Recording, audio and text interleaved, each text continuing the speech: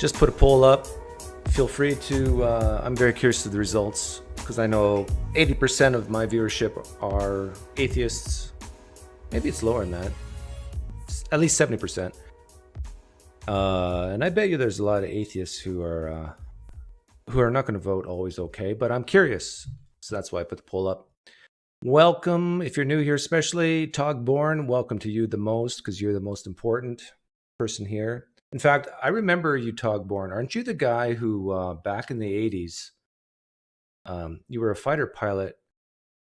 Was it a F-16, F-18? And you went inverted over a Russian MiG and took a Polaroid of the pilot, of the Russian pilot? Man, that was some skills you had back then. CM Gold, 10,000 Pine Points to you, Togborn. 5,000 to CM Gold and 1,000 to Danny. And Paul Richards, you can excuse yourself. Don't hit your butt with the door on your way out.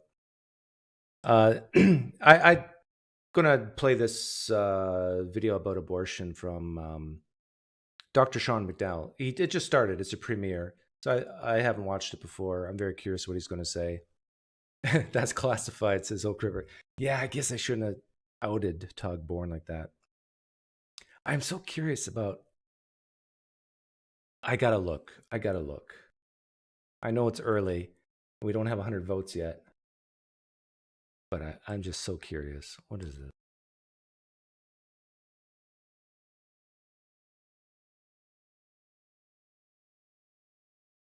Well, we got at least 7% Catholics in here. Hey, when I say you can vote more than once, I mean if there's many different... like some of you could flip-flop or choose both of these in the middle. But you can't like choose never okay and always okay unless you want to be contradictory.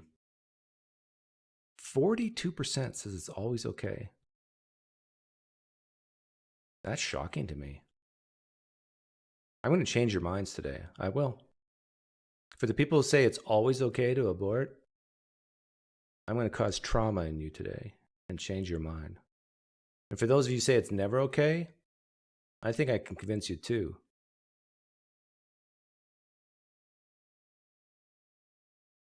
The smart people are the people in the middle. Good night, everyone. I just offended 44% of people watching right now. No, you're smart too. You got the feels. Got the feels.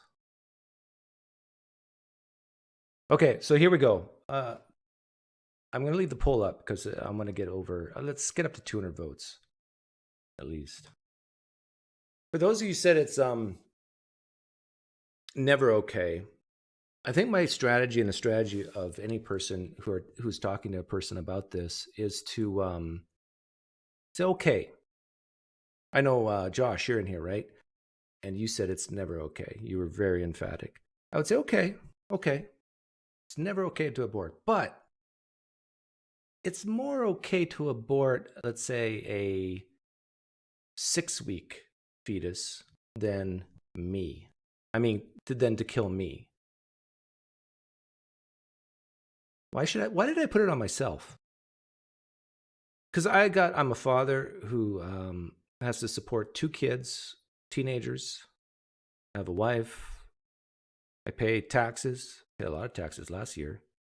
I contribute to society, in other words. In other words, society would miss me, and especially my family would miss me way more than a 6-week fetus. Am I wrong? Now, this is the type... I think this is the strategy you should use to people who say it's never okay. Just say, oh, granted, I hear you, but it's less wrong than killing me. And when I say me, I mean any productive member of society who has a family, who has dependents, who people love, who you've had years and years of relationships with. Like it has to be less wrong than that, right? And for those of you who said it's always okay to abort, we're over 100 votes now, and it's still holding strong at 44%. I would say this to you. You better say that it's okay to kill a baby just after it's born in order to stay consistent. But I don't think you want to go there. So if you don't want to go there, if it's wrong to kill a baby 2 seconds after it's born, how about 2 seconds before? How about 2 weeks before? How about 2 months before? Where do you draw the line? I find it really hard to believe that there's people out there, I know there are, but that there's people even watching this live stream right now who'd be willing to say, yeah, 2 weeks before, fine, kill the baby in the womb. And at 2 weeks before birth, like almost full term, that is, I don't care who you are, that's a baby. Now, I know what you're thinking. I know what you're thinking. You're thinking, for the people who says it's always okay, you're thinking, but that never happens, Doug. Never, never, never. But this is a thought experiment. In fact, I would say it sometimes could happen, but this is a thought experiment to see how far back do you have to go. And then I have now changed you from the always okay to sometimes okay. And I have changed the never okay people to saying, okay, it's wrong, but it's not as wrong as killing someone like me.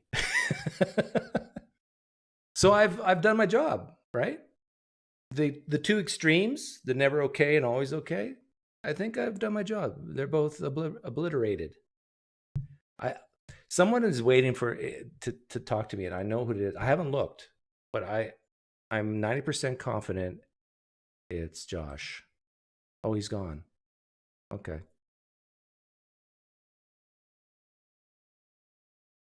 Am I wrong what I just said? Have I, the people who type, who press never okay and always okay, have I moved the needle a little bit?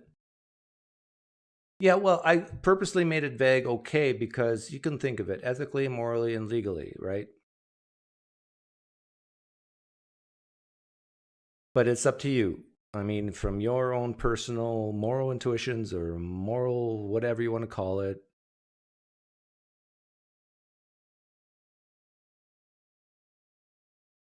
I didn't change anybody's minds with that little spiel.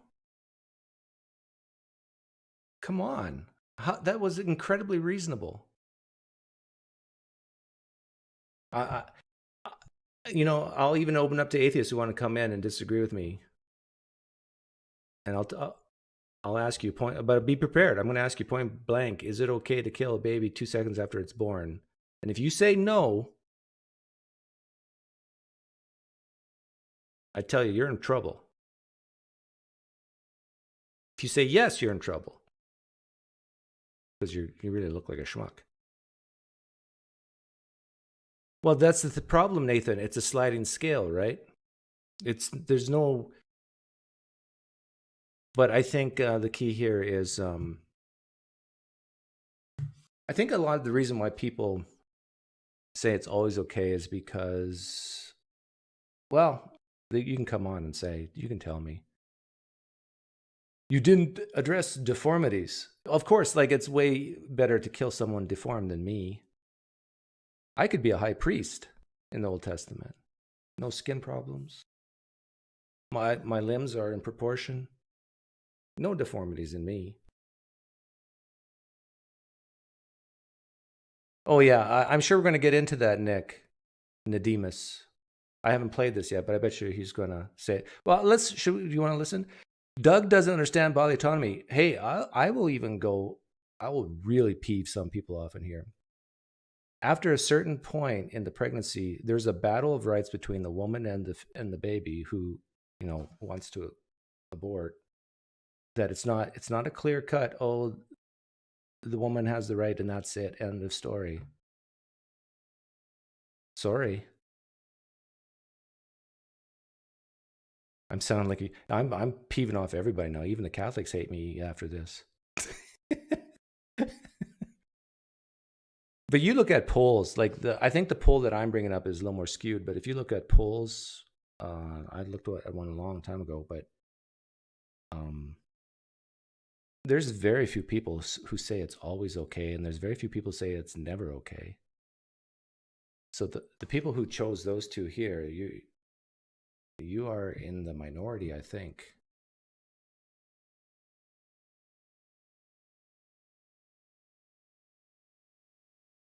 At least Ithaca agrees with me. Okay, I'm gonna keep the poll up because people are gonna be coming in here, and I want you to vote. And if you're voting, you can vote for the middle ones both, because I know you might say, yeah, of course, I'm against everything after 12 weeks or 14 weeks.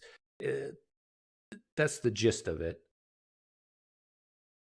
And also, you know, rape and like, let me tell you a personal story. I asked my wife years ago if she became pregnant and you know, 3 doctors said, you're going to die if you have this baby, or you're going to die if we don't abort. I asked her, what would she do? And she said, I would not abort. And I said, but what? We already have 2 kids. What about them?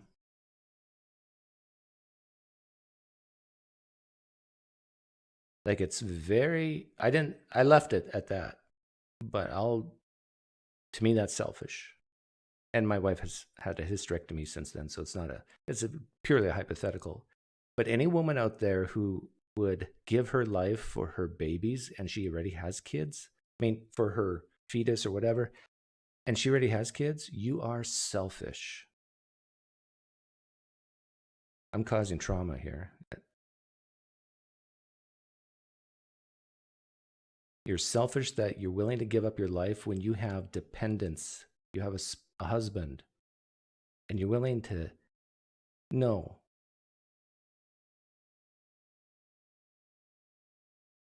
And this thing is, I would say most evangelical women, Christian women, would have answered the way my wife did, which in my opinion is the wrong answer.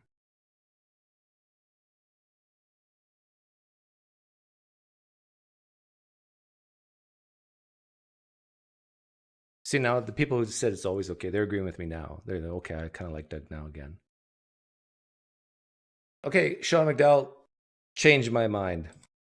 Side called Sausalito. It's a beautiful little touristy town. It's fun. We were biking that day, parked our bikes, and we went walking up. And my wife was right next to me. I noticed these 2 college-age girls taking money to help care for the polar bears. I thought, well, that's interesting. There's no polar bears anywhere near San Francisco, but they care about the animals. I want to go have a conversation. I don't care about polar bears. You can't even see. Yeah, I kind of, I understand why apologists and pastors and preachers do this, like these anecdotes and jokes and funny stories to get the ball rolling, but just, I don't know. Maybe it's because I'm old. Let's just get to the point, right? About the most vulnerable population in our own community. That's what I want to know. Well, she just starts mocking me. Mocking me. I don't believe that. Sean McDowell cannot be mocked. Sean McDowell is a very godly man. If God can't be mocked, Sean McDowell can't be mocked. Calls one of her friends over. I'll never forget. She goes, hey, this guy was asking questions about abortion. She goes, oh, yeah? I had 3 abortions, and they felt good. Oh, my goodness. The first girl looks at me. There should be a song. I kissed a girl, and I liked it. I had 3 abortions, and I liked it. She goes, you know what? How do you even know embryos are real?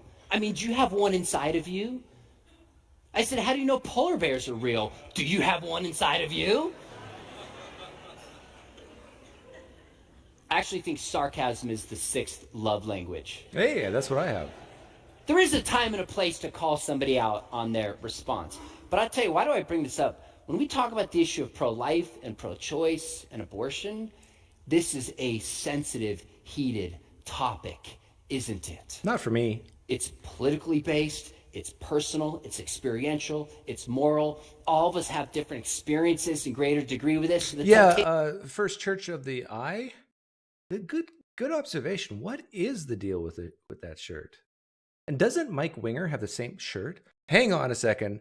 This is important. I think they shop at the same spot. Let me see here. I could swear I saw Mike Winger wear the same shirt. Oh, yeah. Is this?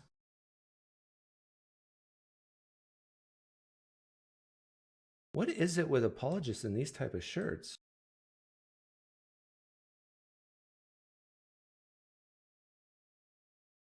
What's wrong with these guys? Okay. Is just say, let's not even talk about this. But friends, human lives are at stake. We can't not talk about it. Human lives are at stake. In fact, I get a chance to speak for a lot of pregnancy resource centers. This is the very first one I've been invited to that is sponsored and funded and supported almost entirely, if not entirely, by a particular local church. That tells me you don't even just talk about this issue, but you make a difference when it comes to this issue. Yeah, his background is similar to mine. And you know this color blue, according to Dr. Hugh Ross, this color blue is the color of demons. Is Dr. Sean McDowell a false teacher because of this color?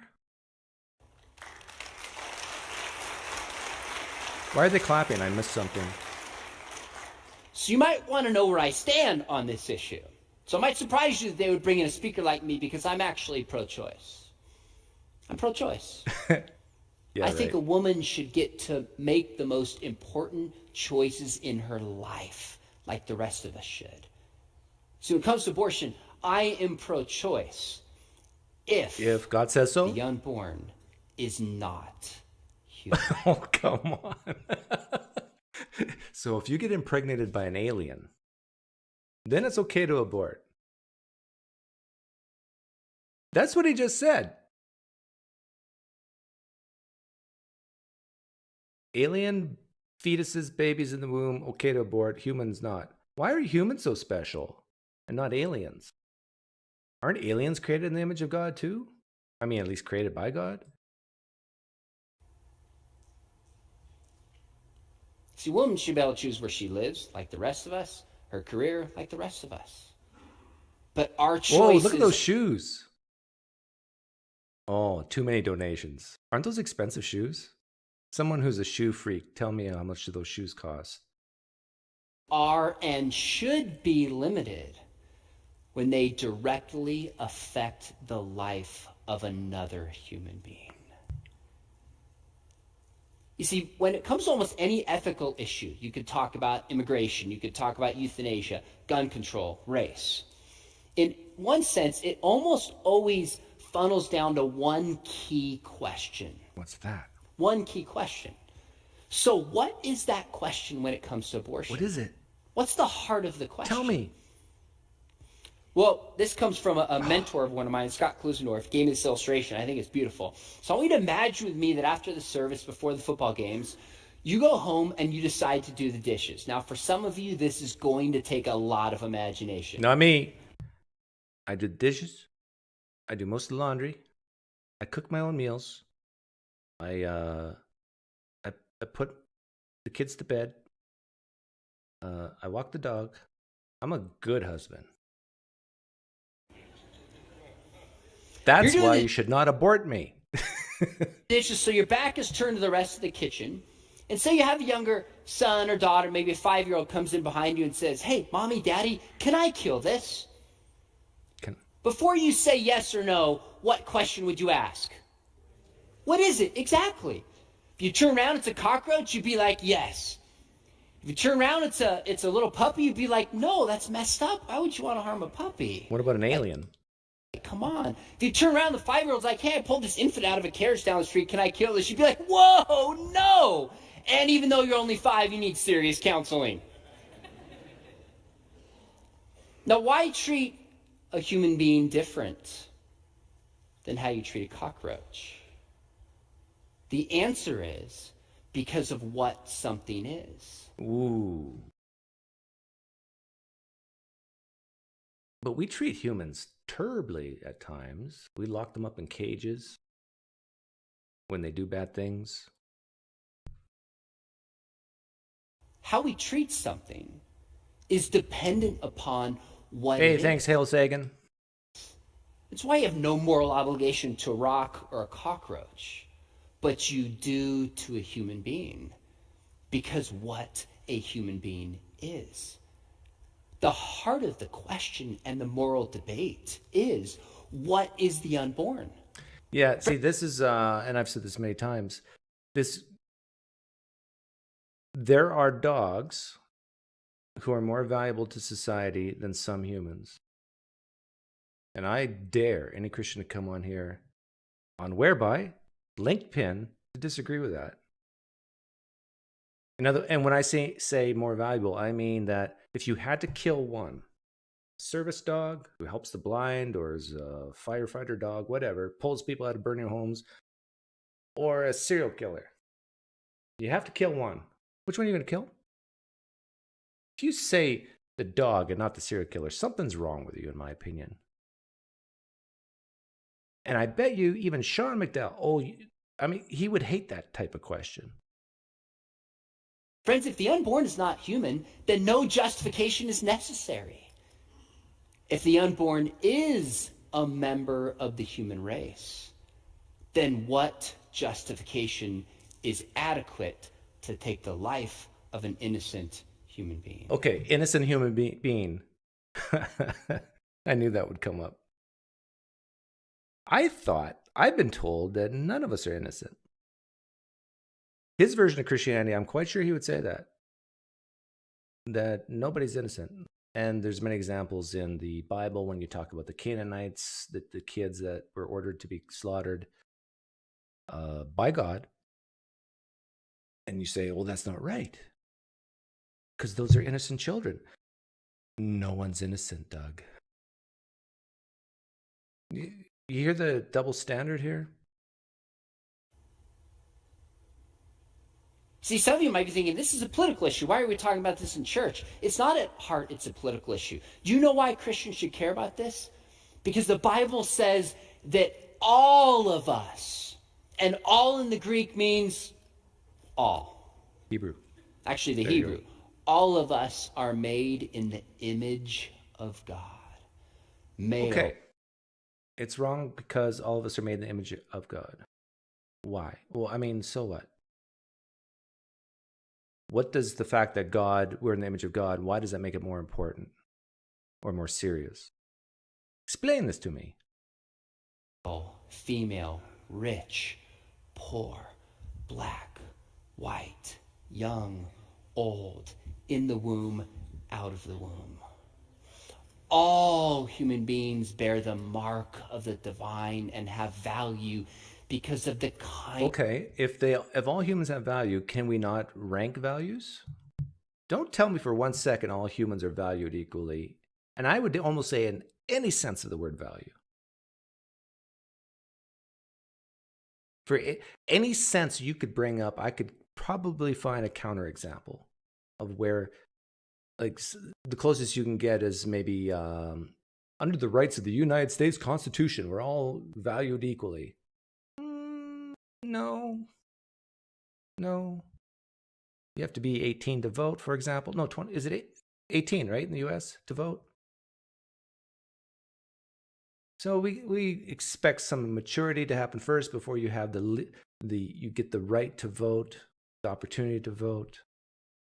And if you commit certain heinous crimes, you cannot vote. No, there's no sense of the word value that you can say all humans are equal. But I could be wrong about that. If someone wants to come on Whereby, hint, hint, and let me know why I'm wrong, I'm willing to listen. Kind of thing that they are. That's why in the Roman Empire, they had a child they didn't want, they could just dispose of it. They had legalized infanticide. Not that different than what we have in New York today, but I digress. No, you don't. You know, Christians came along and said, those are valuable human beings. And they started these things called orphanages to care for these valuable human beings. Friends, Christians started hospitals to care for the sick. Because young, old, wanted, not wanted, sick, well, black, white, rich, poor, all human beings are made in the image of God. So that's what? I need a Christian to explain to me, why does that matter? Please.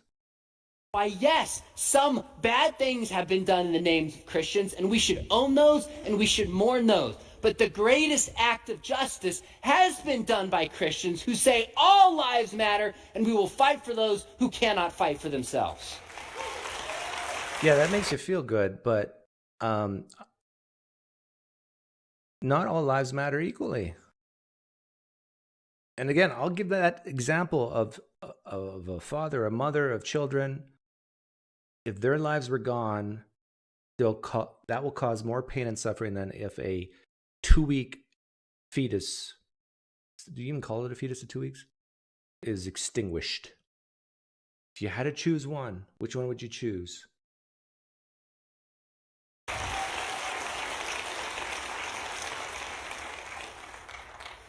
I actually think a lot of Christians get their hope, meaning, and purpose from this topic because it just makes them feel good. I also know something else about this audience. A handful of you I've met when I had a chance to speak at your wonderful Christian school a while ago. But also an audience this big, there's probably a few of you that are sitting there going, I can't believe I got myself into this again. It's Pro-Life Sunday. I should have known this because just being here brings up too much pain for me. I know an audience aside, there's a lot of you men and women who have experiences with abortion. And just this conversation is painful. Yeah, what do you call a 2-week, another viewer? It's not an embryo, it's not a blastocyst, it's not a fetus. Can I speak something I hope you know in the depth of your heart? The friends, abortion is not the unforgivable sin. Oh, if it's not unforgivable, then get an abortion, ask God to forgive you, and you're done. Grace knows no bounds for you and no bounds for me.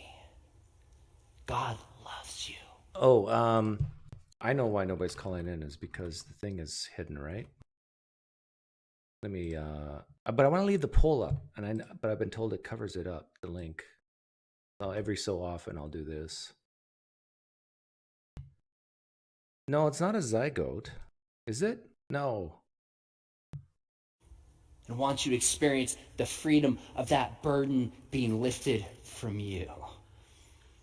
I do a lot on social media. I have a YouTube channel. I'm on Instagram. I do Twitter. And during COVID, my son said to me, he's 17, he goes, Dad, if you want to reach my generation, you need to get on TikTok. I was like, okay, I'll start a TikTok account. So yes, I'm on TikTok. I think I've done 2 dances, but now keep in mind, if my daughter came to me and said she had an abortion, that would have been my grandchild. Here's what I said. I have a daughter who's 14, almost 15. She's blonde, surfer, lives in California, volleyball player. You can picture what she might look like. Just a beautiful kid.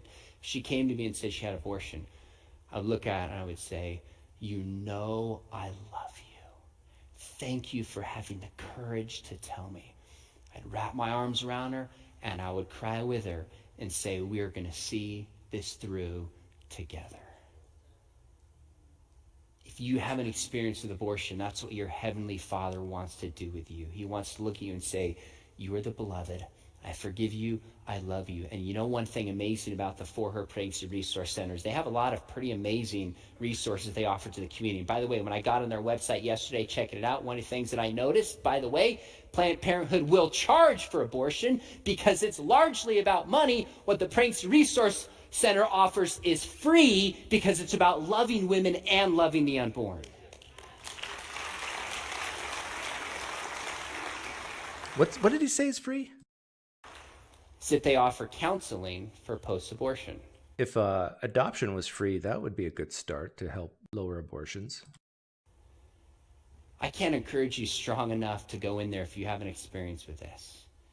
Burying it inside is never going to make it go away. But you might be afraid, what if I show up? They might recognize me from church. Here's what they won't do. They won't go, oh my goodness, I've seen you in the third service. I never would have expected you. They're not going to say that.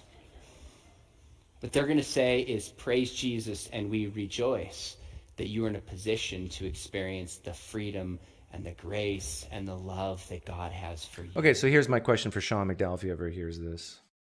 If your daughter came up to you and said she had an abortion, would you give her this hug, tell her that you love her, and then proceed to take her to local police department to have her arrested and put in jail for murder? What's that, Sean? You would? You would? No, you wouldn't. You would? If you really believe that an abortion is murder of a human being, and if your daughter confesses to you, in order to be consistent, you got to take her to jail. But for some reason, I don't think you would. Nor would I think you would want a law that says that she should. Or am I wrong? This is where the rubber hits the road, people. And this is why people like Sean McDowell will not come on atheist channels to risk being asked questions like this.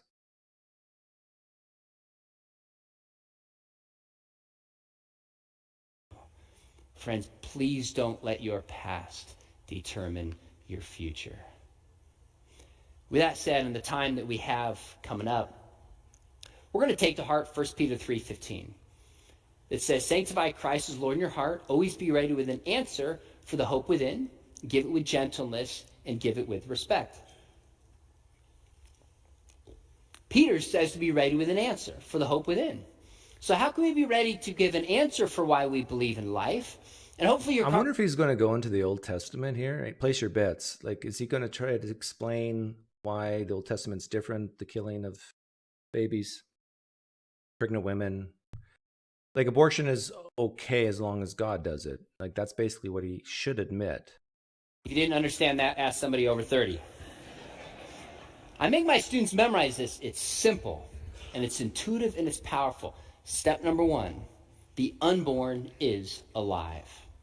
The unborn is alive. You've maybe heard people say, well, we don't know when life begins. Let me tell you something, that's definitively false. The mom's alive, the dad's alive. The egg's alive, the sperm's alive. The embryo is alive. There's no period of non-life, biologically speaking, from mating until birth and beyond. Yeah, see, for a guy like me, I just say, okay, but who cares? It's a living thing with human DNA. Okay, granted. But still not that bad to kill it at a certain age. Christians, when they hear that, they go, what? No, and then you just present the thought experiment I did. You got a choice. You either kill this mother of 5 children who are dependent on her, or you kill the 3-week fetus, whatever you call it. Hey, thanks for the donation, Oflamio. I support biblical abortion, which is the infanticide up to 1 month post-birth per Leviticus 27:6. Well, you know, Oflamio, thank you for the generous donation. And I think if Sean McDowell's not going to bring up the Bible, then I think it behooves the atheist to. Leviticus 27:6. Let's see what that says. But you better be right here. Like, this better be good. I have a feeling I'm going to be disappointed, though. 27:6. If you have your Bibles, would you please open them? Please. If a person is from a month old up to 5 years, your valuation should be for a male 5 shekels of silver, and for a female, your valuation should be 3. See, that shows right there, even God doesn't value people equally. But if what you're implying is how much is a baby worth under a month old? Well, it's not 0. It's just less than 3 shekels. I'd give 1 shekel, but that's just me. I'm not sure what God would give. We know it's alive. In fact, if you pick up an embryological textbook or a biology textbook, it will tell you certain criteria that characterizes life against non-life. And the unborn has all of it. For example, one criteria would be biological growth. Biological growth. So I still teach one high school class, and I'll tell my high school students, I'll say, okay, tell me the difference between, say you have like a big snowball kind of rolling down the hill, and it's getting and it's growing as it rolls down the hill, versus an embryo that grows. What's the difference? And they start to think about it. They say, well, the snowball is an accidental growth just because of the environment externally adding on and the laws of gravity and the nature of snow. But embryological growth is growth because of the kind of thing that the embryo is. Whoa, whoa, whoa. I don't think you can make that judgment. I mean, they're both under natural law. One is being pulled by gravity, one is being pulled by biology. You would have to admit that just to get pregnant for most people is difficult. And most eggs don't get fertilized. It's like amazing that some do.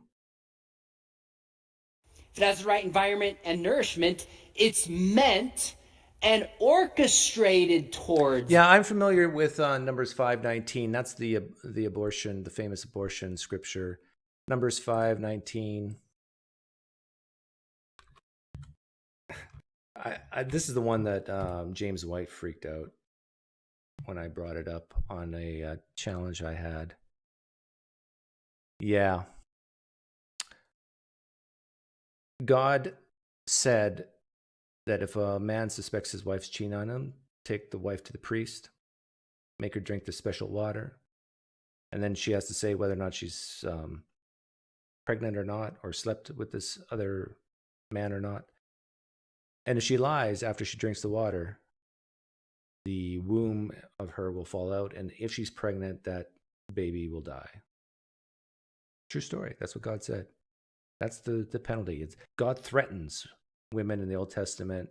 Don't you lie about cheating on your husband, and if you do, you will no longer have kids, and if you're married, if you're pregnant right now, that will be aborted. True story. Biological growth because of what it is. The unborn experience is not external growth, but biological growth. Why? Because it's a living thing. It responds to stimuli. Friends, the unborn is alive. By the way, what does abortion do? Kills. It kills. Yes. You can only kill something that's first alive.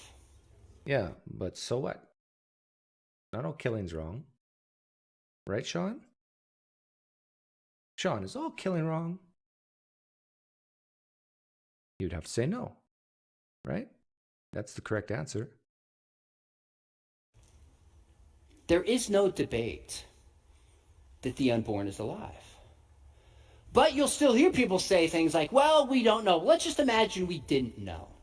Let me take you back. And by the way, this is not a political endorsement or criticism. I criticize worldview whenever and wherever I see it. But some of you might remember in 2008, it was a presidential campaign between Obama and McCain. And at a church very close to me called Saddleback Church, they had a very interesting event I thought was super helpful on the candidates, where at the huge audience, they televised it. Pastor Rick was asking both candidates the same questions. But neither candidate, they were like a locked up room somewhere, could hear the answer of what the other candidate said. I thought, oh, this is a really interesting, helpful kind of process for voters. Well, one of the questions came up about life. And they just said, McCain, do you believe in life? When do you think it begins? And McCain's like, life begins at conception. I'm pro-life. They asked Obama, and he gave a very interesting response that I've thought about since. His response was, he said, I don't know when life begins. Anyone remember the exact line he said? He said, it's above my pay grade. Yeah, that's a cop-out, I think.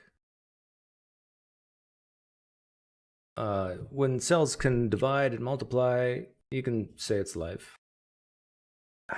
This is so...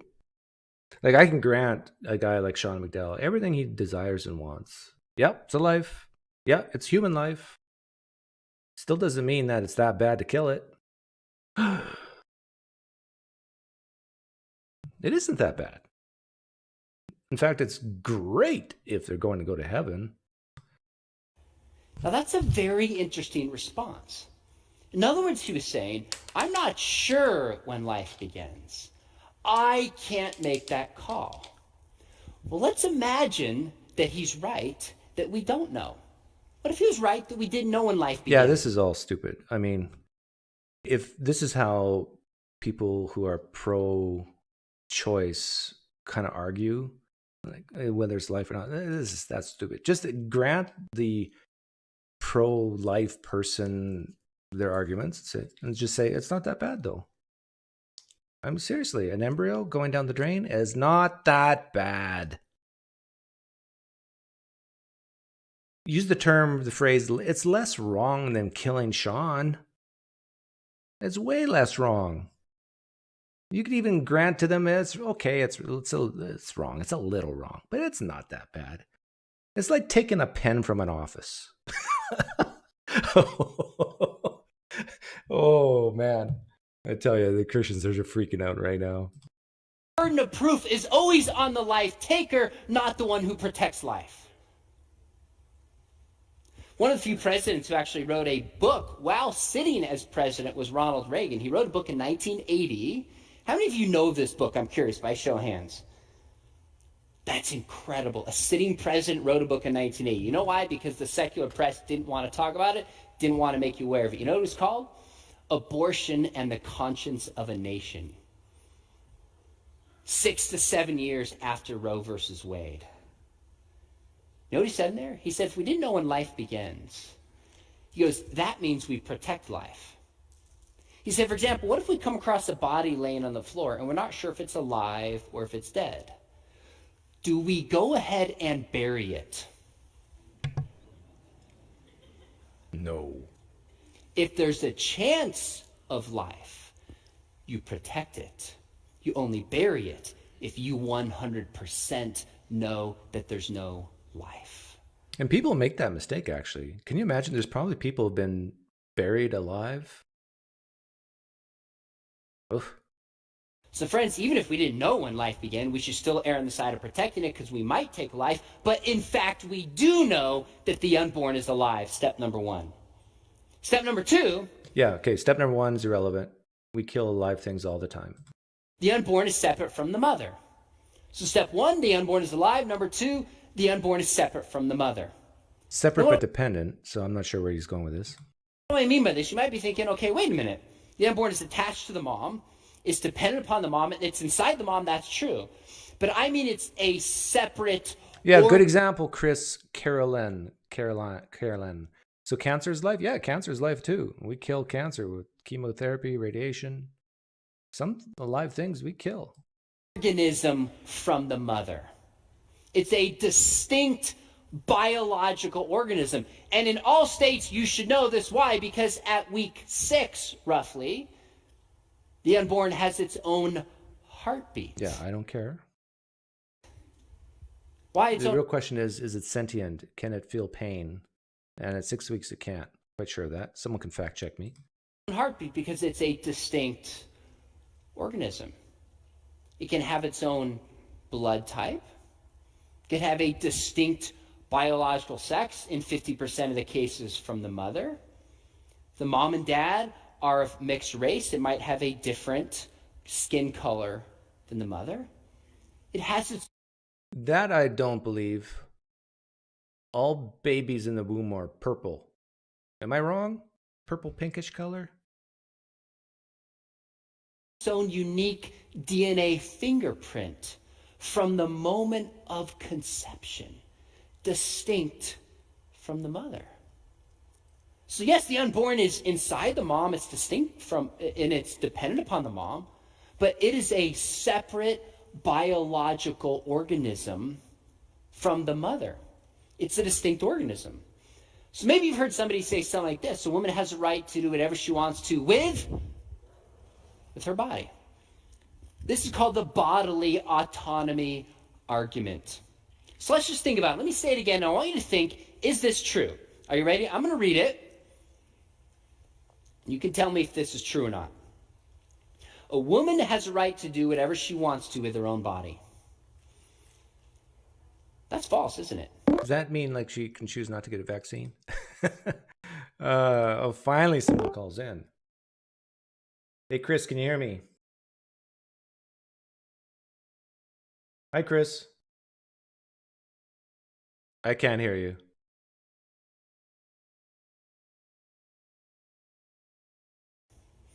Some of you decide because we still have time at the end of the service, before the football games start, that you want to go streaking naked down Main Street. That's not going to work here in Texas. It might work in California, sadly. But if you say, it's my body, I can do what I want, the police and the government is going to deem it differently. And I hope you don't take any offense to this, but they're probably going to say, you're harming us with your body. That's true for all of us, right? We actually know that we can't do anything we want to with our body. Yeah, I actually agree with Sean McDowell here. At a certain point, I would say within the pregnancy, there's a competition between the rights of the mother and the baby. Like my guess would be like after 5 months or so. And that competition, the mother might lose. No, that's up to society to decide. But it boils down to what I was saying earlier, that you wouldn't give a mother a right to kill her own child 1 second after birth. So why 1 second before birth? I'll give Chris one more chance. No, can't hear you. Not sure what's going on. Sorry, Chris. In fact, my right to my body is limited when it potentially harms yours. Now, again, please hear me. I'm not trying to make a political statement in this comment. But it's very interesting to me. You have people say, woman has a right to her body. The government can't interfere. Get your hands off my body, but wear a mask, and you have to get vaccinated with your body. Oh, you even brought up vaccines.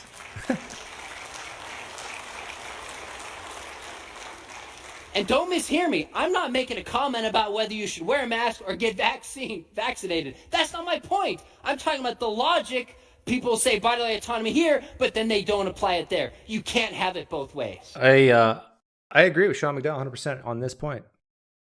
That's an inconsistent approach, that when you say, vaccine, for the people who say vaccinations should be mandatory. Sample pack. Let's see if yours works.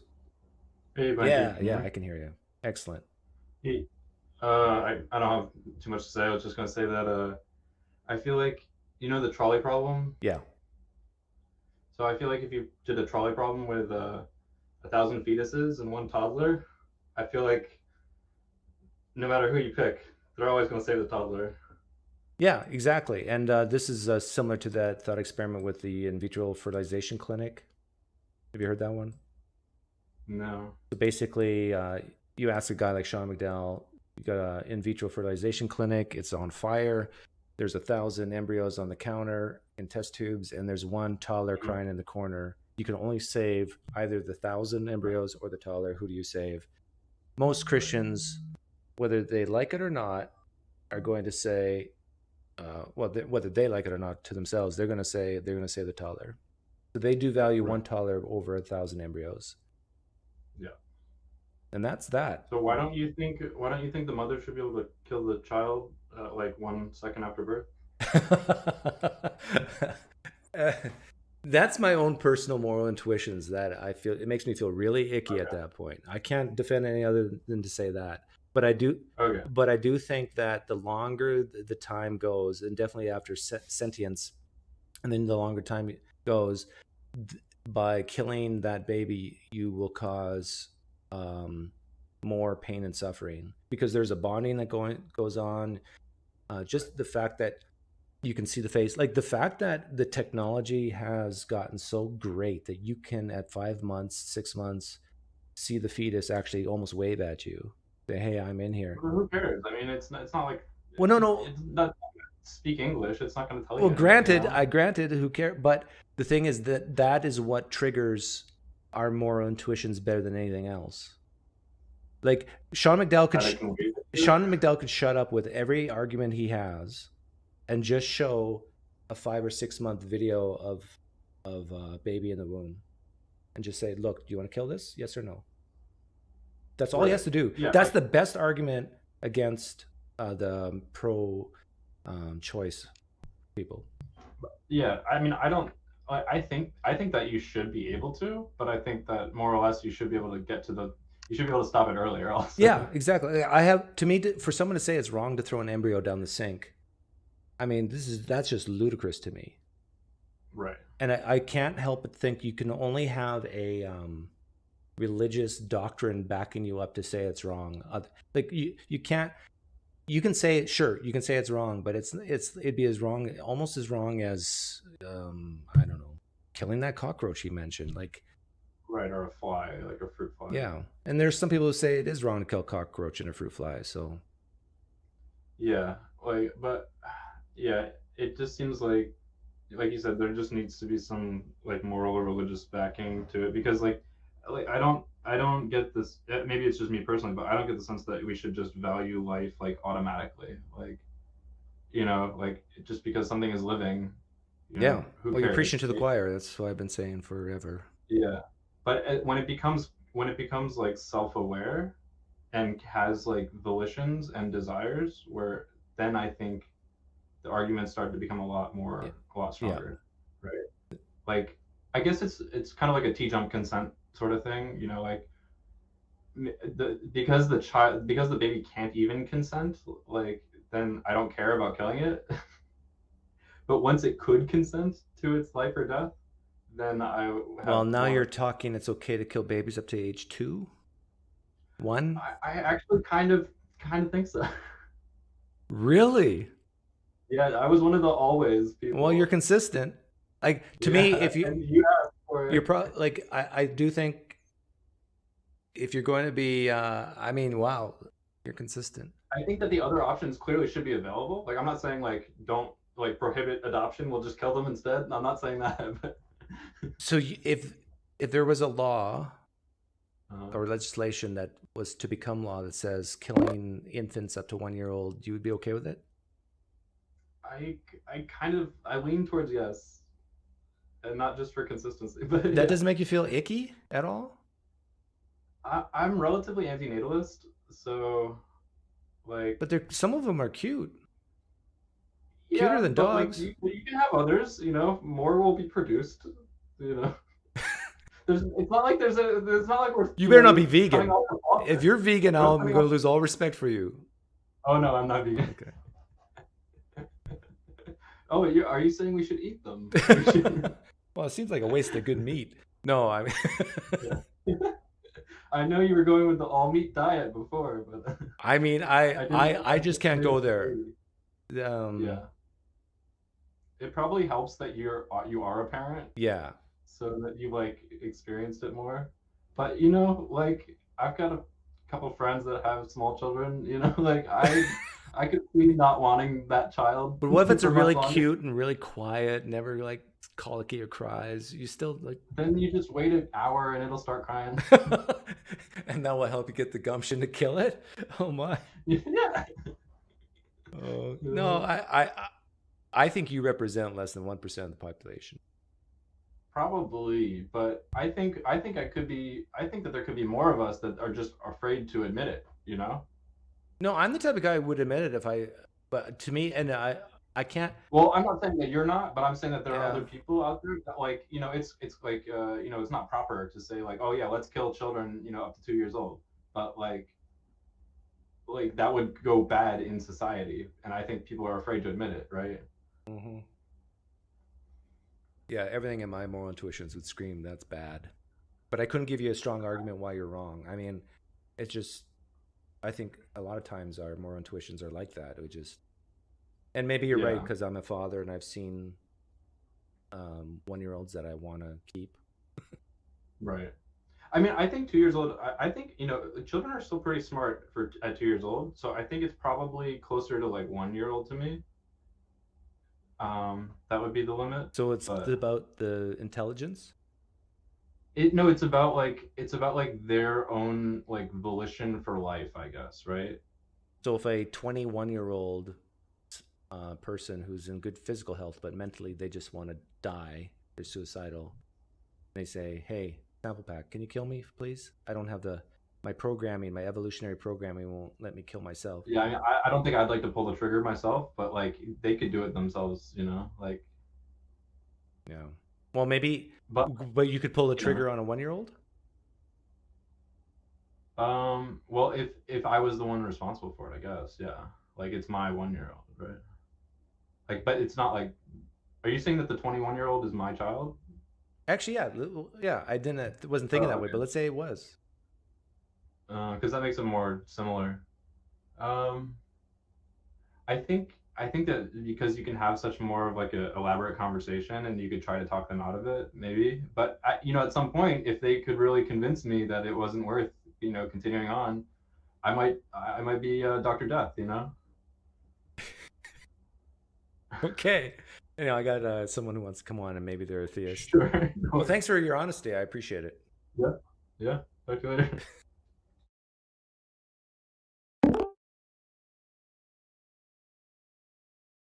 David Lee Roth.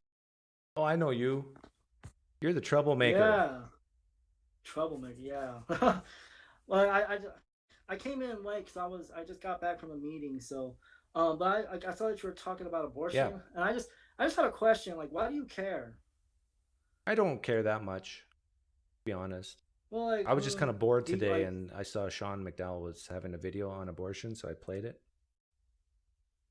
but like, so you don't have any, like opinions about abortion whatsoever. Oh, no, I do. But why? Same reason I have opinions on the Phoenix Suns going to win the NBA championship. It's just fun. Yeah, but you've admitted that morality is subjective, so you have no basis. Yeah, I for got no morality. basis for morality. So why do you care? Because it's programmed in me by your God. But that's like you caring about morality is like Did you hear what saying I just someone's said? wrong for liking chocolate ice cream. Did you hear what I just said? What? Yeah, but I know you're being sarcastic. No, but you agree with it, right? I care because I've been programmed, or that maybe program's the wrong word, but because God has instilled immorality in my heart, right? Well, yeah, that's why more abortion is wrong, but you won't admit that. Well, no, I do say abortion's wrong. You do say abortion's Yeah. wrong. So you think it should be illegal? No, I didn't say that. Why? Why? Because I don't think it's that bad. Let's say before 12 weeks. So it's okay. So it's okay to murder? Yep, sometimes. Hmm. But the word murder means illegal killing, right?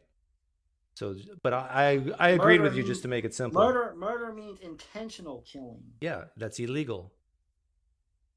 So would you say abortion is an intentional killing? No, it's not illegal in a lot of states, the United States.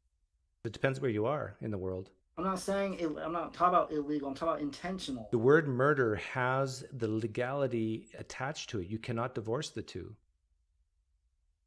But okay, so do you agree that it's a human life at conception? Yes. Okay, so you think it's okay to kill a human being in some circumstances? Yes. Why? How did you come up with that moral judgment based on your worldview? Because I don't think it's that bad. Why? How did you come up with that judgment? Because I look at, for example, if I use comparisons, if I was to kill you, that'd be much, much worse than if I kill an embryo. The problem here is you're making an objective moral judgment, but you deny that there's an objective standard. Sure, I'll give you whatever you want, but do you disagree with what I just said? But how do you get off even making a moral pronouncement to begin with when you deny an objective moral standard? Because I just given you my opinion.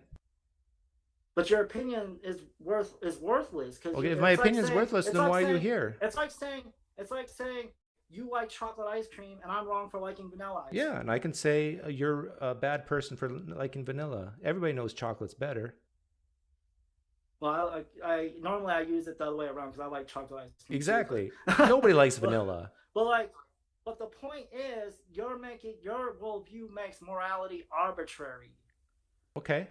So, for instance, you have no right. You can't, since you make morality arbitrary, you can't say whether or not abortion is wrong or right. You can't say that who's going to stop me? Holocaust is wrong or right, because it's on the same level as saying a chocolate ice cream is good or bad. Yeah, but who's going to stop me from making these moral judgments? The issue is you're not living consistently with your worldview, because your worldview makes morality arbitrary. But by the very fact that you are making moral pronouncements, you're showing that you know that morality is objective. So where do you get objective morality from a worldview that says morality is subjective? From your God. Like, yeah, okay, you're being sarcastic again. No, isn't that the truth? According to my worldview. So are you giving up your atheism and now you're a Christian? No, I'm suppressing the truth in unrighteousness. You know that. So you're okay. Are you gonna actually have a conversation, or are you just gonna keep on being? Well, this is the best way to talk to guys like you. I'll just give you whatever you want, and it doesn't make a dent. Can I ask you a question now? What? If you had a choice between killing your wife or killing an embryo, what would you choose? Oh, of course I would. Like, well, the very fact that you can you answer my question? You're still basing that off of a moral judgment. David, I've given you everything your heart desires, and you're still pushing back. I'm giving you everything you want, and you're still pushing back. I asked you a question. Would you rather kill your wife or an embryo? Your question's based off of a false premise. Would you rather? How can you even form that question when you have no basis for morality? I'm asking you, so you can use your basis of morality. Would you rather God kill your wife or God kill an embryo? Well, according to my worldview, I would say I would rather God kill the embryo, but it's still. Okay, very good. Bad. That just took 2 minutes for you to answer. Now let's expand a little bit. Would you rather have 1,000 embryos killed or your wife? Again, your question is presupposing a moral standard. Would you rather have 1,000 embryos killed or your wife? Based off of my worldview, both of those situations would be bad. I know, but I'm asking you, which would you prefer? 1,000 embryos killed or your wife? Of course, I would prefer the 1,000 embryos. Why? There's 1,000 of them. Because I have a closer connection to my wife. Right. But the thing is, my worldview still says both those scenarios are wrong. My worldview. Okay, David, we're making progress. I agree with you. For the sake of argument, in fact, I think I even said it in this live stream. But answer my question. Where your questions are presupposing an objective moral standard. Where are you? I already answered this. How are you? How can you even formulate your questions without basing? Because God has given me God has provided the basis of intelligibility, and that's why I can talk like this. Okay, you're being sarcastic again. Are you gonna actually? Well, isn't what I said the truth? You're being sarcastic. Why? I know you don't. David, why is it every time I tell the truth you say I'm being sarcastic? Because you know I'm saying what I'm saying is true, and yet you just. You're just saying that because you know that's what I believe, but that's not what you believe. I'm asking you questions about your worldview. How, from your worldview that says morality is arbitrary, I will answer you. How can you even formulate those questions when they're presupposing an objective moral standard? I could choose to answer you, but you're not going to hear me. You're not going to listen, and you're going to ask the same questions over and over again. But I can give it a shot if you want. What? Okay, go ahead. Okay, so basically, I believe that we've evolved over millions of years. We have these moral intuitions. We're sentient beings. We've evolved to that point where we can actually now think, use level 2 reasoning, where we can have a standard of what we can call moral or non-moral. But again, these are only words that we use to describe things that we desire or not desire. Chimpanzees have something similar, but they don't have vocal cords like we do to express it. So when we see an action that goes in line with our moral standard, we call that good or moral or right. When it goes against, we say bad, immoral. So basically, you're pretty much saying morality is subjective to our individual preferences. Okay, stop. Just let me answer that. We choose our moral standards subjectively. But once we have that standard, we can see actions and objectively say whether that goes to the standard or not. Does that make sense? Okay. But what if my standard said that it's okay to murder people. Well, that's your standard, and I would disagree with you, and then we would then we would have a nice civil conversation to see whose standard's better. But now, okay, so did I answer your questions? The problem is, did I answer? Hey, David, hang on. You got to be fair to me. Did I answer your question? Yeah, you answered my question. Thank you. Now, Mike, don't ask the same question. Please don't ask the same question again, okay? In order for us to have that civil conversation, you have to tell me where you're basing your morality from. I just did. And saying you're asking the same question again. Saying your morality is based off of your own subjective preferences is worthless, because subjective preferences, like, that's arbitrary. You can't base your morality off of an arbitrary premise. Hey, David, did you choose to acknowledge God as the moral standard? No, God chose me. Okay. So at least I chose. You didn't. You're just a robot. No, like God chose me, but he made me willing to choose him. Okay, that's nice. Well, thanks for coming on, David. All right. And thank you for answering the question that you would kill 1,000 embryos before your wife because you have a relationship. I appreciate that honesty. Yes, I agree. I have a relationship, but that doesn't mean that killing the embryos is right. Okay, that's still wrong. Very good. Let's say it is wrong to kill one embryo. Would you admit that it's less wrong than killing your wife?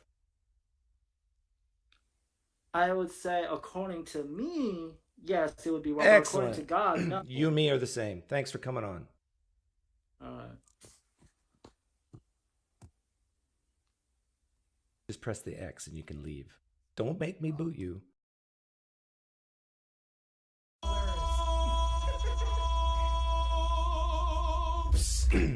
Nice try, presup.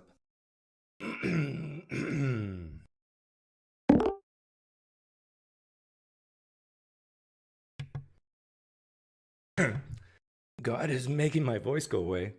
Elias, are you there?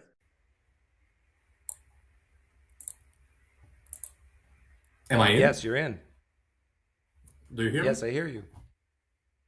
Okay, wait a second. Hi there, PineCreek. How are you doing? We've talked before, right? Yeah, sure. I'm that your favorite Russian. Yeah. Oh, yeah. I remember you.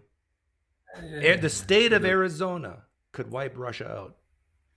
Good, PineCreek. Twice the pride, double the fall. Well, it's true. Keep it going, yes. Twice the pride, double the fall. I'm not 100% sure, but I think we have more aircraft than all Russia. Whatever.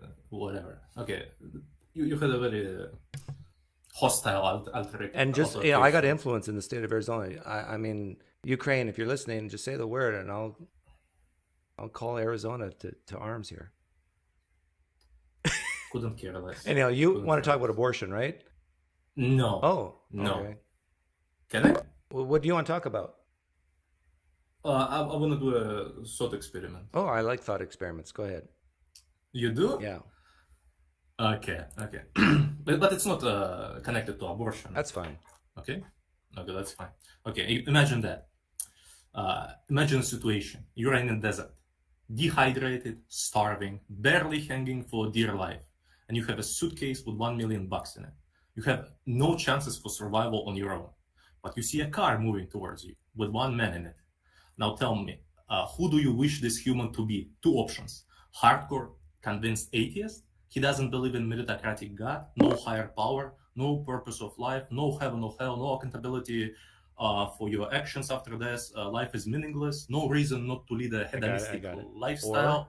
And everything you do is just rearranging atoms for no reason whatsoever. Okay. Second option, convinced Muslim, believes in God, meritocratic system of rewards and punishments after death, believes that only atheist. through good works one atheist. Can earn. Why? Because I don't. What if the Muslim's an ISIS?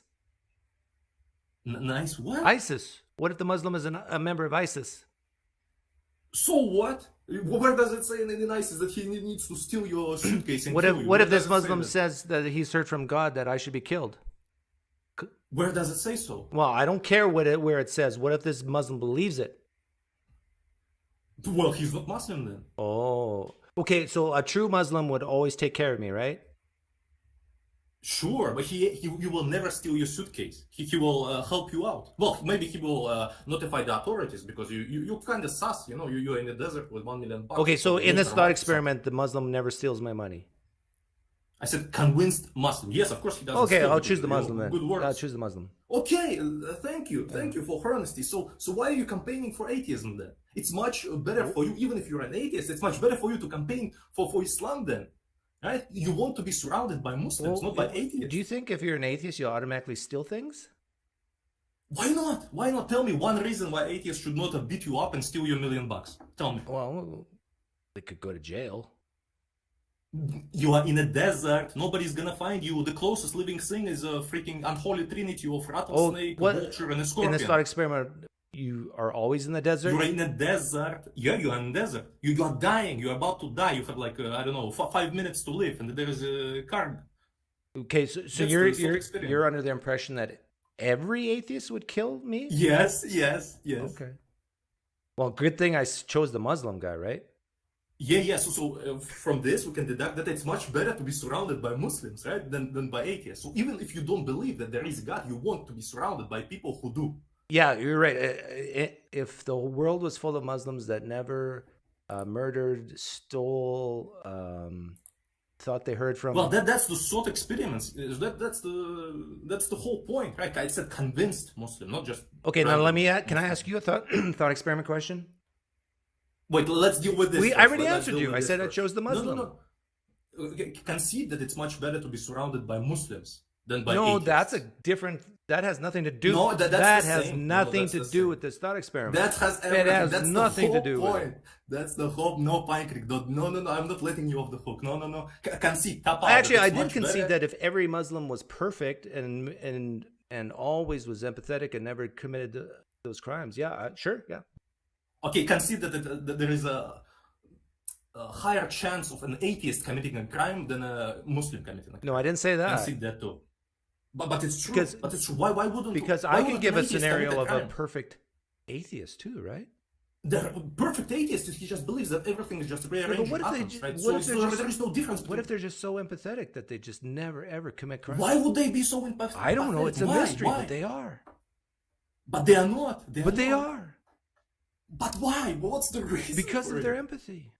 It's strange. What empathy? Man, people do things for two reasons only: punishment and reward. So you're in the desert, Elias, and you got $1 million.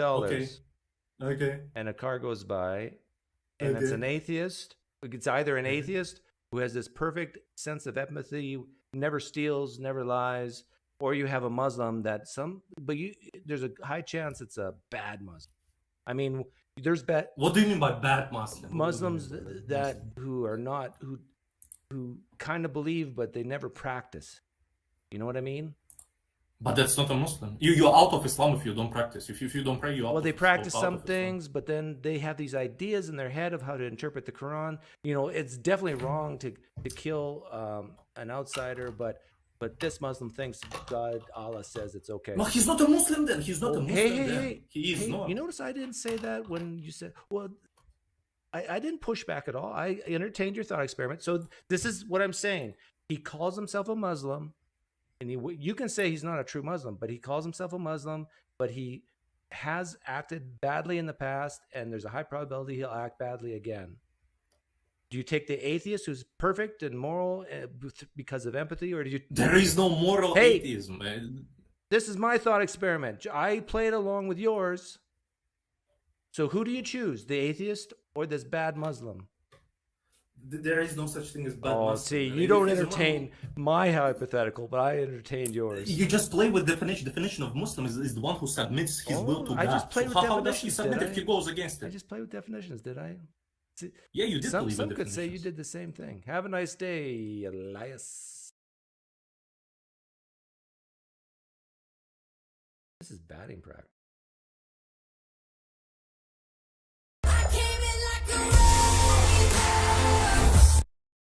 Orchid. I've talked to you too before. I'll repeat callers. Hi, how are you doing? I'm good. I remember you. You're the guy who I said every answer you gave was like a brochure, right? Yeah, fuzzy. I think you used that word. Yeah. Okay, what do you want to talk about today? Do you know who you remind me of? Jesus? No, it's Charlie Charlie who?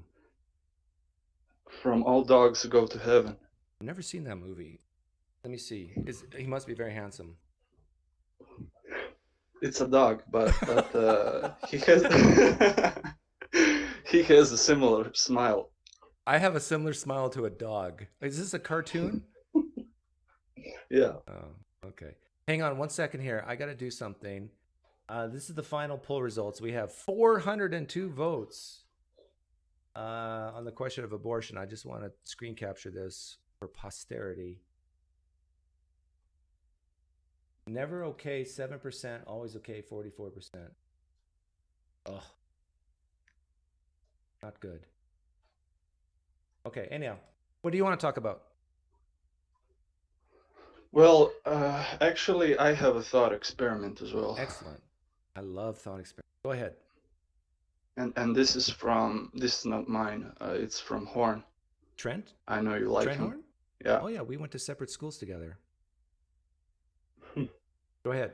So it goes like. Is this on abortion or is this something else? Yeah, it's on abortion. Okay, go ahead. So imagine if I voluntarily agree to fly people to Australia. Okay. But midway through the flight, I find it to be too strenuous, right? And I then decide to abort my role as a pilot, and I parachute over Tahiti while the plane crashes into the ocean. Mm-hmm.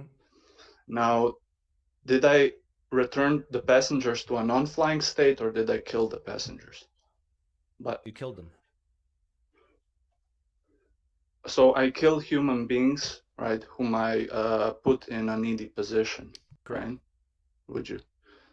So likewise, right, with abortion, refusing to continue a pregnancy isn't just a neutral act, right? Correct. It's an act that directly causes a healthy child to die. Correct. Would you agree with that? Oh, great. Are you shocked? No, I thought you were pro-choice. No, I'm against abortion, but I'm also pro-choice. Woo. So in certain cases, or yeah, like the 1% with the rape, or the how do you call the woman's life in danger, ectopic pregnancy or something like that. Yeah, right? I think abortion's okay in those cases, and I also think abortion's okay. This is a little fuzzy, but probably 12 weeks or less. Oh, why do you think that? Because they're not sentient human beings at that point. I value sentience, the ability to have a neural network that is at least somewhat self-aware that they can feel pain. So if a baby is born that is not sentient, is in an unconscious state, could we kill that baby? I would feel very icky about doing it, but to be consistent, I would say yes. But I probably myself would never do it, nor would I vote that it should be legal. But I do think that, let me be clear. I would say that definitely 12 weeks, somewhere in that area and onwards, abortion's wrong. But that doesn't necessarily mean that it should be illegal. Because when I see I see them as a complete organism, right? They are not a part of their mother's. Like they have a different genetic code, right, than their mother. Yep. So they are a whole unto themselves. So they are an organic whole. Yeah. So I think the strategy you're using against me is not going to work, because I'll grant you all that. Like, the issue for me is less wrong versus more wrong. So I don't 100% agree with what I'm about to say, but I could say that all abortion's wrong, and still in the same hand say, but it's not really that bad to throw an embryo down the sink? Yeah, I see a problem when we talk about human persons and we bring out value from their capacities, right? Abilities, from their you current mean? capacities. You mean? Yeah. What's the problem with that? Because if you don't define persons that they are valuable in and of themselves, you fall into these problems of children that are born unconscious. In an unconscious state, by your logic, it would be okay to kill them. Right? Yeah, no, I would say that if a baby is born like a vegetable, same thing with right to die of elderly people who basically not conscious. Yeah, I think even if they can survive on their own, they're not hooked up to machines. I don't think it's wrong to kill them. I see a problem. Or I could say it's wrong, but it's like it'd be really not bad at all. In fact, if we were forced in moral dilemmas between, well, let me ask you: you're not old enough to have kids, right? Do you have kids? Oh, I no, but I'm old enough. Yeah. Okay, but so imagine, well, let's pick someone you love. Mom, dad, girlfriend, wife. What do you have? Do you love anyone? Yeah, I have a family that I love. Okay, your mom. So would you rather your mom be killed or an embryo be killed? The premise of that is like already immoral. So if I would need to make a choice, I would just not take a choice. And okay, let me be more specific so you can't give that answer of not participating. God has said that for morally sufficient reasons, either your mom's going to die or that an embryo at an in vitro fertilization clinic somewhere in the United States will die. And God saying to you, Orchid, you get to choose who dies, the embryo or your mom. Who do you choose? Well, I think again, this is like a either or. It's a corner problem, right? You're making a corner case. You're pushing me into two choices, but it's very possible that there can be many choices. No, God is saying this. God is saying, I'm going to kill if I ask either your mom or an embryo. Ask God, yeah, but if I ask God, I will put that in your hands. Then, right? I don't think God. No, God's saying He's putting it in your hands, and that either choice is moral and good because He's giving these choices. So it's your preference. Do you choose to kill your mom or an embryo? Come on, this is a no-brainer, Orchid. All you have to say is my mom. I want to keep my mommy. That's all you have to say. Yeah, but I would if I really don't have any choice. Yeah, but again, it's a corner case. It's like a trolley problem. It is. It doesn't solve anything. It's a hypothetical that doesn't bring us to truth. Let's figure out a little later on whether it solves anything. Now I'm going to ask the same question, except one embryo is going to be 1,000. God says He's the other. You get to choose 1,000 embryos. Your mom. What do you choose? I would probably save 1,000 embryos. Yeah, 1,000 lives. You would save 1,000 embryos before your mom? Yeah. Really? Do you know what an embryo is? Do you know what an embryo is? Yeah. Can I show you a picture? Go ahead.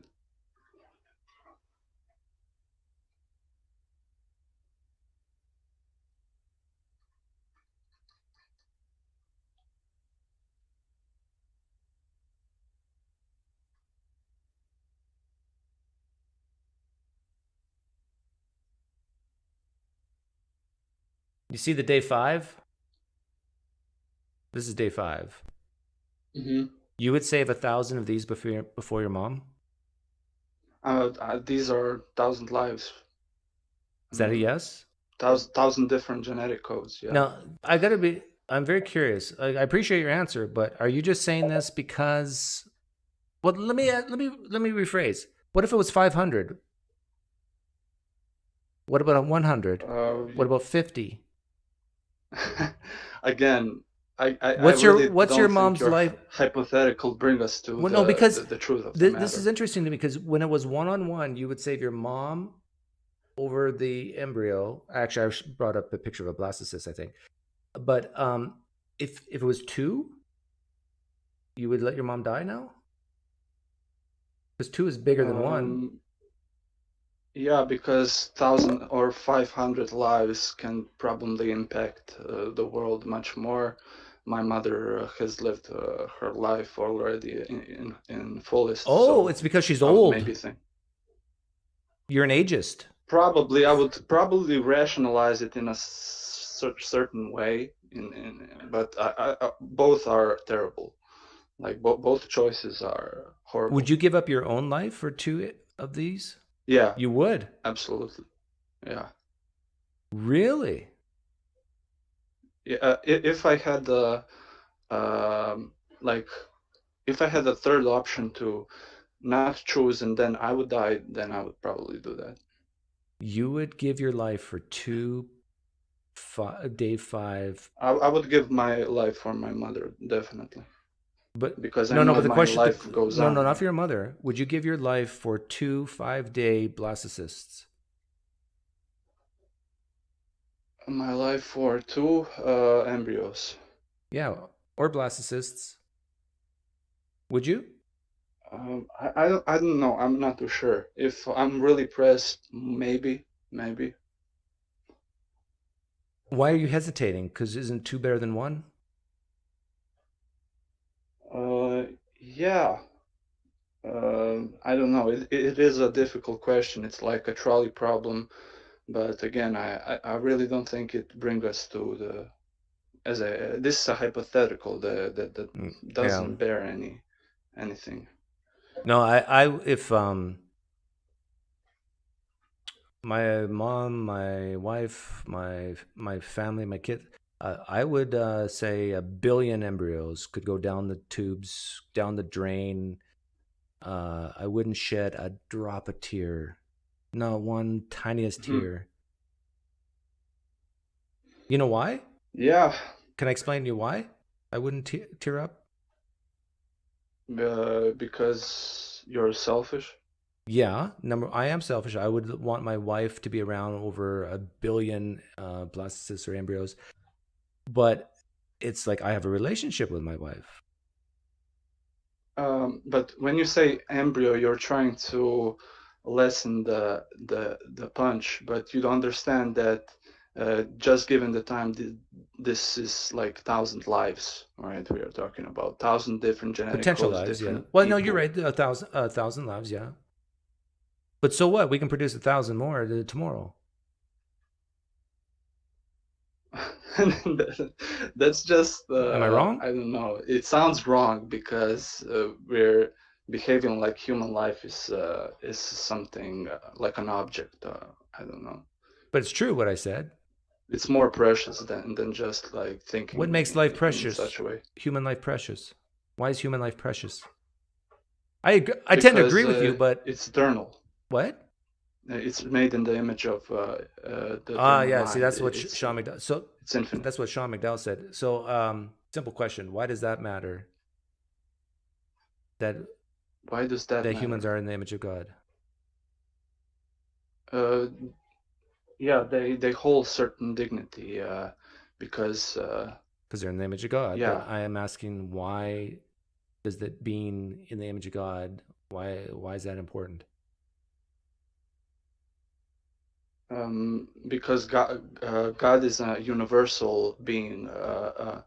It's the necessary being, and when He creates and shares everything with this being, then and if I'm a reflection of that being, I hold certain value because I'm reflecting the necessary being, a necessary mind. Okay, but a psychopath could say what you just said, right?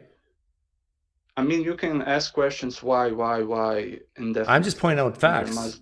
A psychopath, a serial killer could say the same thing. Don't kill me. Yeah. I'm made in the image of God.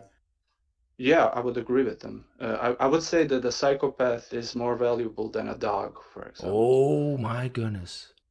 Really? Yeah, absolutely. I would say that the worst killer, someone who killed Okay, let me ask you this. a lot of people, is more valuable than a cat. Let me ask you this. Or an animal. I'm creating an island, a civilization. I've already built the roads and the buildings and everything, and I want to populate it. Two choices. I can populate it with let's say 100 humans, and then I can add 100 psychopaths who are all serial killers. They're violent psychopaths. Or I can bring in 100 dogs. What do you suggest I do? These are service dogs too, well-trained, German Shepherds, working line. You can bring to an island. I didn't understand your question. Sorry. Would you rather me bring 100 psychopaths who are violent to an island that we just created, a civilization, or should I bring 100 service dogs? What would you prefer? Oh, probably. I would want to island to be a safe place. Yeah. So we bring the dogs in instead of the psychopaths, right? Yeah. Okay. What? Yeah, but that doesn't mean that these 1,000 lives don't have more value than 1,000 dogs. What? It's just my preference. Why not? Yeah, it's just practical. But your answers tells me that these dogs have more value than the psychopaths because you're willing to have these dogs on the island and not the psychopaths. These are human beings. But you said off the island. What if I told you that whoever... No, it doesn't bring... What if I told you that whoever you choose, like if you choose the psychopaths, the 100 dogs are killed. And if you choose the dogs, the 100 psychopaths are killed. Who do you want on the island now? Oh, I would rather save 1,000 lives of psychopaths. So you rather bring 100 serial killers into an island with 100 humans than 100 service dogs. Is that what I'm hearing? If in that way I would save their lives, then yeah. But again, you just said you didn't want to violate. These hypotheticals are just strange, right? These hypotheticals are designed to make you feel awkward and trapped. They're designed to make you feel bad about your answers because you just said you would not want this island to be unsafe, yet you're willing to sacrifice the safety to save 100 murdering psychopaths because you're bound in this is now I'm guessing, you're bound in your theological doctrine that you have to say this because the image of God thing, it just has to be more important than these dogs. And to me, this is ridiculous. I do not care if these psychopaths are made in the image of God. I say if there's a choice between killing 100 of them or 100 service dogs, kill the psychopaths all day long and with a smile on your face. No, that sounds terrible. Not to put too strong of a point on it, but I don't know. I always think that people can change, so maybe that's is that why you said the psychopaths, that you're gonna convert them? Yeah, I would preach the gospel to them. Yeah. What if I told you in this thought experiment that not only these psychopaths will not convert, not reform, but they're going to get worse? Do you still want them, or do you want the dogs? I mean, you can tweak the hypothetical and lead me to immoral answer, but no, again, it would be a moral answer. Prove anything. It would be. Would you, if you had 2 kids in the next 5 years, and I asked you, would you rather have a psychopath stay overnight or a service dog that's well trained? What would you choose? A service dog. Of course. But now, if I tell you that whatever you don't choose will be killed, then you would welcome the psychopath in your house with your kids, right? Yeah. Yeah. So keep an eye. I would keep an eye for that night. Yeah, you'd keep an eye. Yeah. My goodness. And this is the problem. All these thought experiments are designed to show that an embryo, a zygote, a fetus is not worth as much as you and me. And I know that sounds uncomfortable. I know that sounds awkward to the Christian, but it is the truth. Well, according to you, anybody who is not your mother is less valuable. It's not just the zygote. Well, that's true too. Because the point of these thought experiments is to show that the value of human beings that we all personally, like, what I'm an atheist, so value is put on people based on society. not on a God. But what I'm showing is that even if you say that value is placed by God, you still behave like me practically. You still would choose a service dog over a violent psychopath. And it's because you have these moral intuitions that say, no, I do value certain people more than others. And you should not be ashamed of it. Anyhow, thanks for coming on, Orchid. Okay, thanks.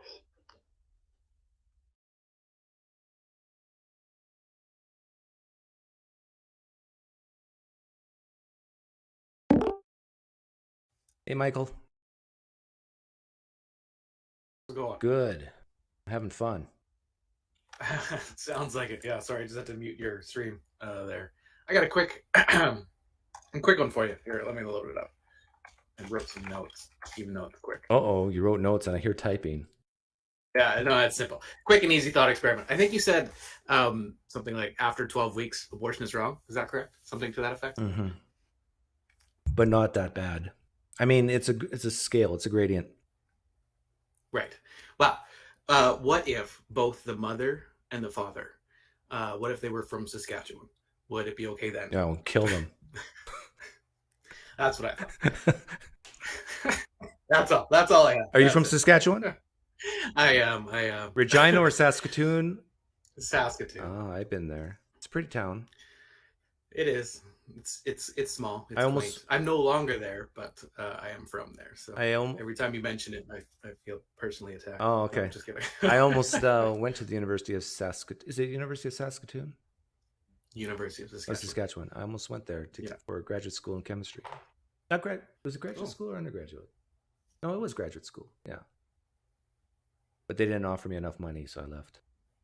Yeah, fair enough. Bullet dodged, I guess. And it's cold. Yeah. Like, would you rather live in Saskatoon or Arizona? Like, come on.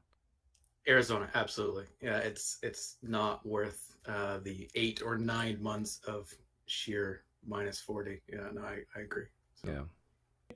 Anyway, that's all I have. Take care. So thank you. Cheers.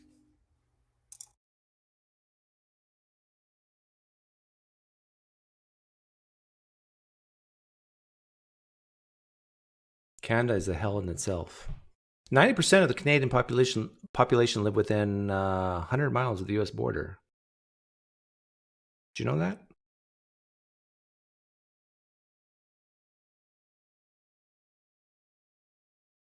Canadians deep down want to be Americans. They have an insecurity problem. There. I just made the Canadians all mad.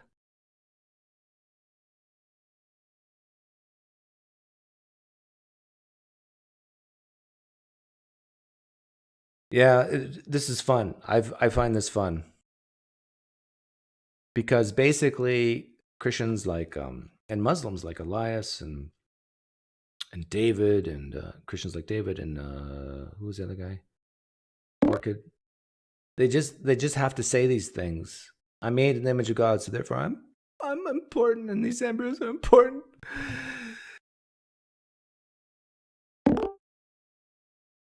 Hey, Daniel. Mr. Pine. There you are. You were the big winner last night. The big winner of the whole $40. $10 an hour is more than what's it called? Minimum wage? Yeah. Minimum wage, yeah. That's a beautiful picture. You realize you got your sunroof open and the clouds are just, it almost looks like a painting. Yeah. It is a painting. I did it myself. That's a Tesla, right? Yeah. No, I just have a thought experiment, or everything that I say goes into my own beliefs, and then I trap you into a corner where everything that you say goes into my own beliefs. How does that go? Did I win? Well, I don't mind it. Like, you're talking about Elias, right? Yeah. No, the other thing was the whole conception thing, and then who picked conception as a point of starting care about life? What about before conception? Do we care about life then? Well, I I don't want to get you demonetized, but you know when the how can I say this, the boys holder gets a little full and it kind of, The scrotum? you know, The yeah, testicles. it gets a little full. Yeah. The testes get a little full, and then you know it just, you know, instead of seeing the egg, sees like tiles. Do we care then? Should I start looking for someone to try to look for some eggs to put them on? Like everybody should do that every single time?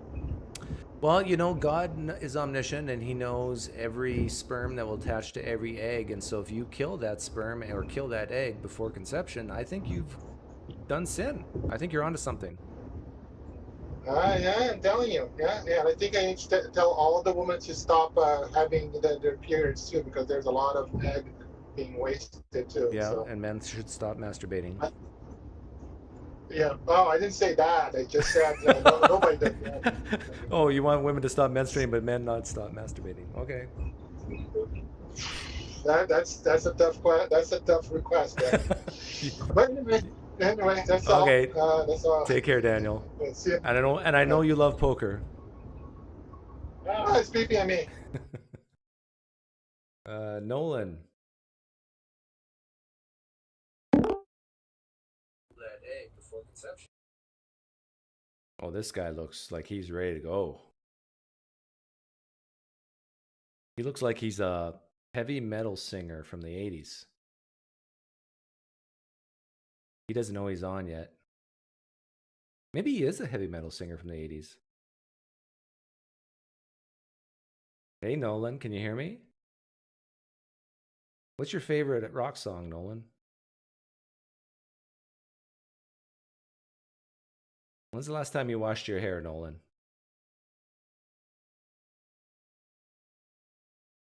What? No, watch this guy. His eyes are just going to go straight up. Sorry. That's all right. I was just talking about you. Yeah, that was flattering. I said you look like a rock singer from the 80s. Is that right? It's the longest my hair's ever been, so you know, I feel like I'm on some days. I appreciate the commitment that I've held to. On other days, it looks embarrassing. Okay, what do you want to talk about? Abortion or something else? I guess I'm curious as to. I guess we could talk about abortion. It seems like one of the more clear-cut moral issues to me. I'm just full disclosure. I am a Reformed Christian. You can you can ask questions, I guess, to kind of maybe discern where my presuppositional commitments are. That would be my question to you. Is I think you mentioned from my understanding, you have said on the one hand, I think that abortion is wrong, that you're against abortion. In other words, Mostly, you think it's wrong in some way. That's a curious statement to me. But then you also, like, as a separate issue, you would not state that it should be illegal, that others shouldn't do it, regardless of whether you think it's wrong. You don't think other people should. You don't think that you have any grounds to say that other people are wrong? So is your question, what are my grounds to say that other people are wrong? Yeah, I guess, I mean, in what sense do you think that abortion is wrong?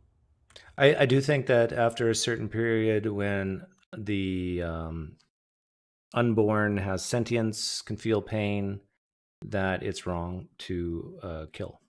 I also do think it's... Why? Why? Because of my standard of morality. Your standard? Yeah. Well, I mean, that's fairly honest. It's also admittedly subjective. Yep. And puts and I would suggest that you actually don't live that way, consistently in your real world. Live what way? You would not live. You don't live consistent with that moral framework. I try to. You can't. Well, you can't. If you were to live according to that moral framework, then you would have no reason to not expect your neighbor to punch you in the face every time you leave your front door in the morning. Or what are you talking about? No. So my standard is well-being, unnecessary suffering. So I would expect my neighbor, if they share the same standard as me, not to do that. Well, you have no ability to. If it is just your standard, then you can't expect, by definition, you cannot expect someone else to share your standard. Why? Because you are saying that your standard, it is your standard, right? Not but the people can share standards, can they not? Whether or not you share a standard, it's not equivocal. It simply is in alignment. But that's merely arbitrary, isn't it? Well, it's subjective in the sense that I've chose it, but I think I do have reasons to choose it. You may have reasons to choose it, but you have no, based on your presupposition, you have no ground to suggest that anyone else should act in any other way. Well, if they share the same goals as me, yeah. Right, but that's a priori. That's after you're saying you can find out if someone shares those things, but I'm talking about a moral framework in which you live your life. There's no consistency. You have to. You can't ground it in your own. So, are you saying that? Okay, are you saying that your standards have you chosen to be the standard you've chosen? Well, have you chosen it? I'm not. Well, like I would love to answer the question first. I'll answer that question, but I think I did answer your question, right? No, you didn't. You have. What's your question in one sentence? In what way can you consistently or honestly say that abortion is wrong, and expect from a subjective point of view that anyone would share that opinion? Because you have a subjective worldview. That's a very badly formed question. Okay, try again. What are you exactly asking me? Is it your question about expectations of others? I guess I'm deriving it back to the core moral framework that brings you to this conviction that you have, that you clearly come from you have a commitment towards a subjective moral framework, correct? Yeah, I've subjectively chosen my moral standard, yes. Right. So any statement about, there's two things to that. Any statement about value, any statement about what you should or should not do, what you ought or ought not do, is irrational based on your own framework. Why? You can admit that. Why right? is that irrational? Correct? No. Because why? I'm asking, why would that be irrational? It is irrational by definition. You are saying how someone ought to. In other words, that your framework isn't. You're trying to leap beyond. People can do. I've never used the word ought, but people can do whatever they want. But there's going to be consequences. Okay, but you're moving away from the ontology here. My ontology is that I have evolved over millions of years. I have these moral intuitions. Moral ontology. Yeah, that's what I'm talking about. My moral ontology is that. Right. So, if that is your worldview, yeah, then you have no then to suggest or to even expect anyone in your life to behave in any particular manner is irrational. Why? I mean, this is like this is a definitional concept. We're talking about what word are we defining? Okay, so whatever you would suggest is good or bad, good or evil. Morality. So you're defining morality as what? I'm defining it as whatever you are saying when you say it is bad. Okay. Abortion is bad or evil. Right. Whatever. Okay, but how's this? Where's the irrational part coming in? the presuppositional commitments that lead you to believing, as you have articulated, makes it so that it is irrational for you to be. If you were to be consistent, you cannot. It is irrational to expect anyone to behave in a way, in any particular manner. Why? And morally speaking, I don't understand why. Because to expect that would be to assume an objective standard. No. Yes. No. We're talking about. Of course it is. What are you talking about? What are you talking about, Willis? I'm talking about basic moral framework. What your commitment that the standard is either. Okay, are you saying that with? Okay, objective. let me see if I can steelman you. Are you saying that unless you have an objective moral framework independent of all humans, you can't expect humans to behave certain ways? I'm saying that there's no. Yeah, I mean, no. The question is. Sorry, say that one more time. Sorry, I'm getting the sense from you that unless you have an objective moral standard that's outside of all human beings, then a person can't expect certain moral behaviors from other people. You can't expect, yes, certain moral behaviors. And I'm asking why.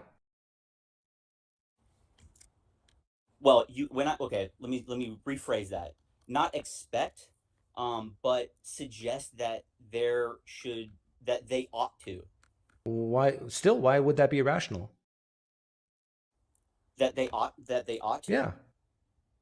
Why can't I say to someone, I could be wrong, but why can't I say to someone, I believe X, I think you should do X. You ought to do X.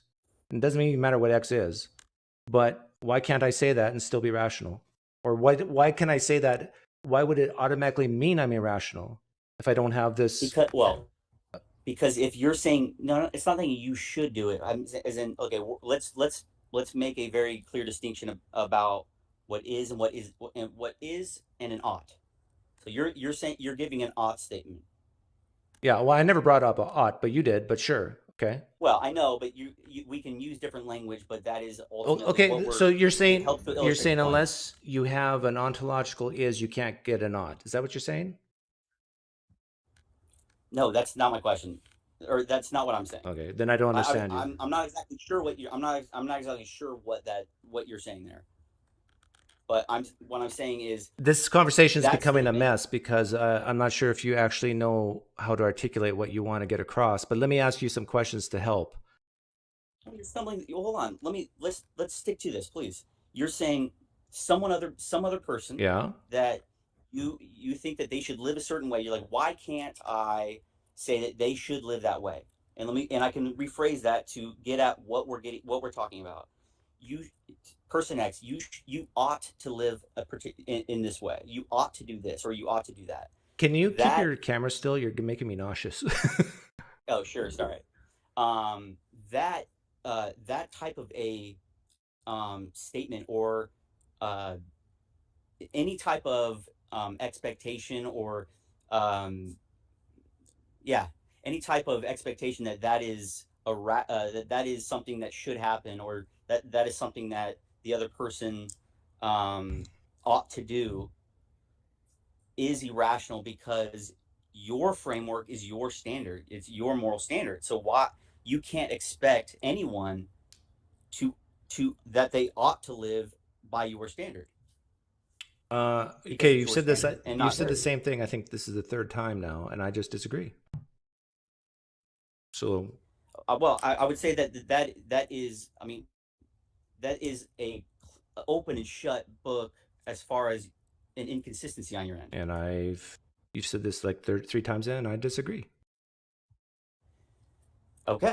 Can I ask you questions now? You're not able to. Are you really not able to understand the difference between a subjective moral framework? Sorry, a subjective moral framework and an objective moral framework. That morality is subjective or objective, and the implications of those two frameworks. That I cannot in any way, if I have a subjective moral framework, I can define morality in any particular way, but it is purely based on the subjective point of view that I'm making the definition from. I cannot say that. Okay, give me this might help. Give me an ought from your perspective. An example. Yeah, this is something I ought to do. So did that you ought to, that you ought not murder a child. Okay, why? That's not the question. We're talking. No. I can give you my why. Why do you have this expectation of me? Oh, I told you because I have an objective moral standard. Okay, but so what? Why should I do that? Why should I not murder a baby? What I'm saying is that there is, whether or not I believe that you ought or ought not do that is independent of me. I got it. I understand. Based upon but can you answer my question? Why ought I not murder a baby? Because it violates an objective moral standard. Okay, why should I violate an objective moral standard? Huh? Why can't I violate an objective moral standard? Why should I listen to this objective moral standard? Why should you? Yeah. It's an ought, right? Whether or not you should, I mean, that's a subjective question. Why you should do it? Well, okay, then we're in the same boat. No, what I'm saying is that it doesn't matter what you think you should or should not do. It is still, nevertheless, what you ought or ought not do. You just contradicted yourself in the matter of 10. No, I'm saying what you think about the statement is irrelevant. It's either. But you're telling me what I ought to do, yes? No, I'm not. I'm saying it is either right or I'm not telling. It's not me who's declaring. Okay, let's say God tells me. Okay. Not that God tells you, but sure. Okay. Let's if you. So here's my question. Nolan, here's my question. Why ought I listen to God? Because he is, by definition, the moral standard, the objective moral standard that that he has provided, that we can even conceptualize what is a. Why ought I follow God's moral standard? You don't have to follow it. I know I don't have to, but why ought I follow God's moral standard? It doesn't matter. Well, if it doesn't matter, then I can just ignore God. Hey, what you're doing is you're confusing epistemology with ontology. Nope.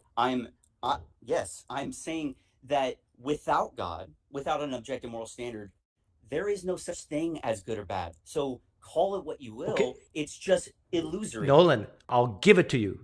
God is the objective standard of good and bad. My question for you is the same. Why ought I follow God's law or moral standard?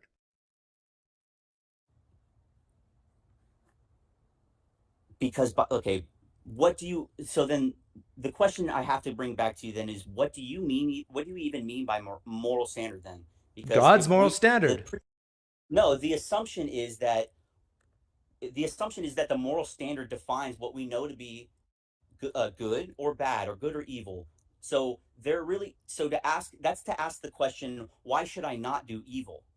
Or why should good be good, or why should evil be evil? So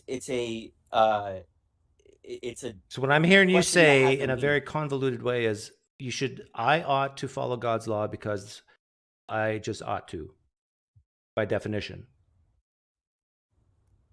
You ought to because that is the only, he is the ought. So okay. You don't have to do anything. You don't have to follow it. You can comprehend that there may be right or wrong. You can have your own formulations of what is right or wrong. You can even say that you believe that God has given us a moral standard, and I want to disobey it. Okay. Right.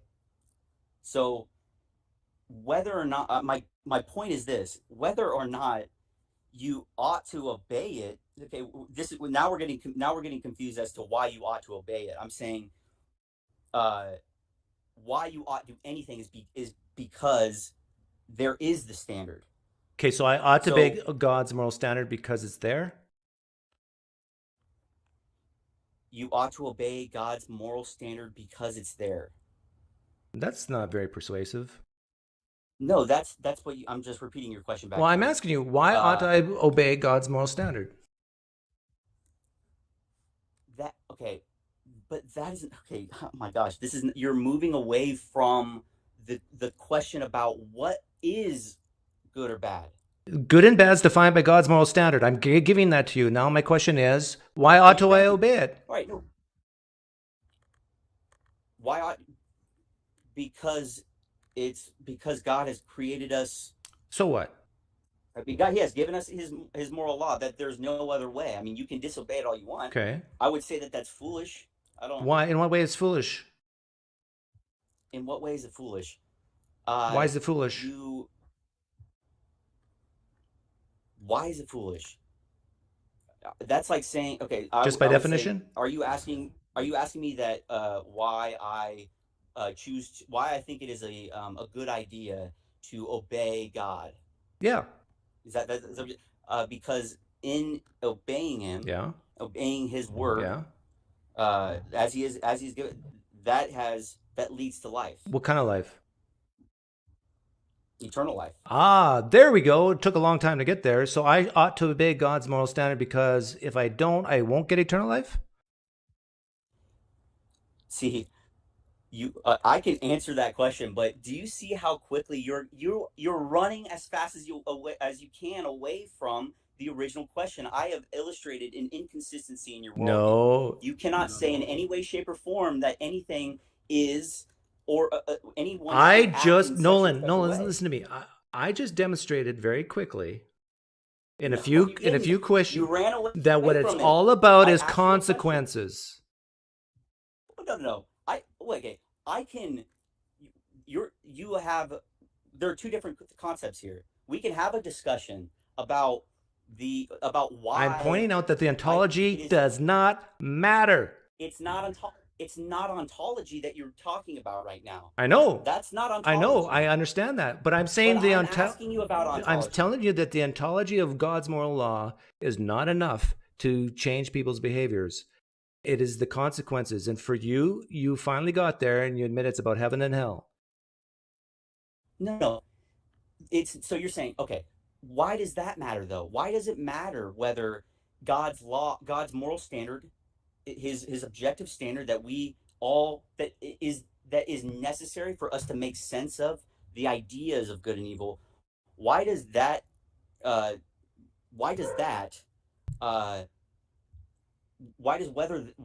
whether or not that is enough for us to follow it or not matter? It doesn't matter.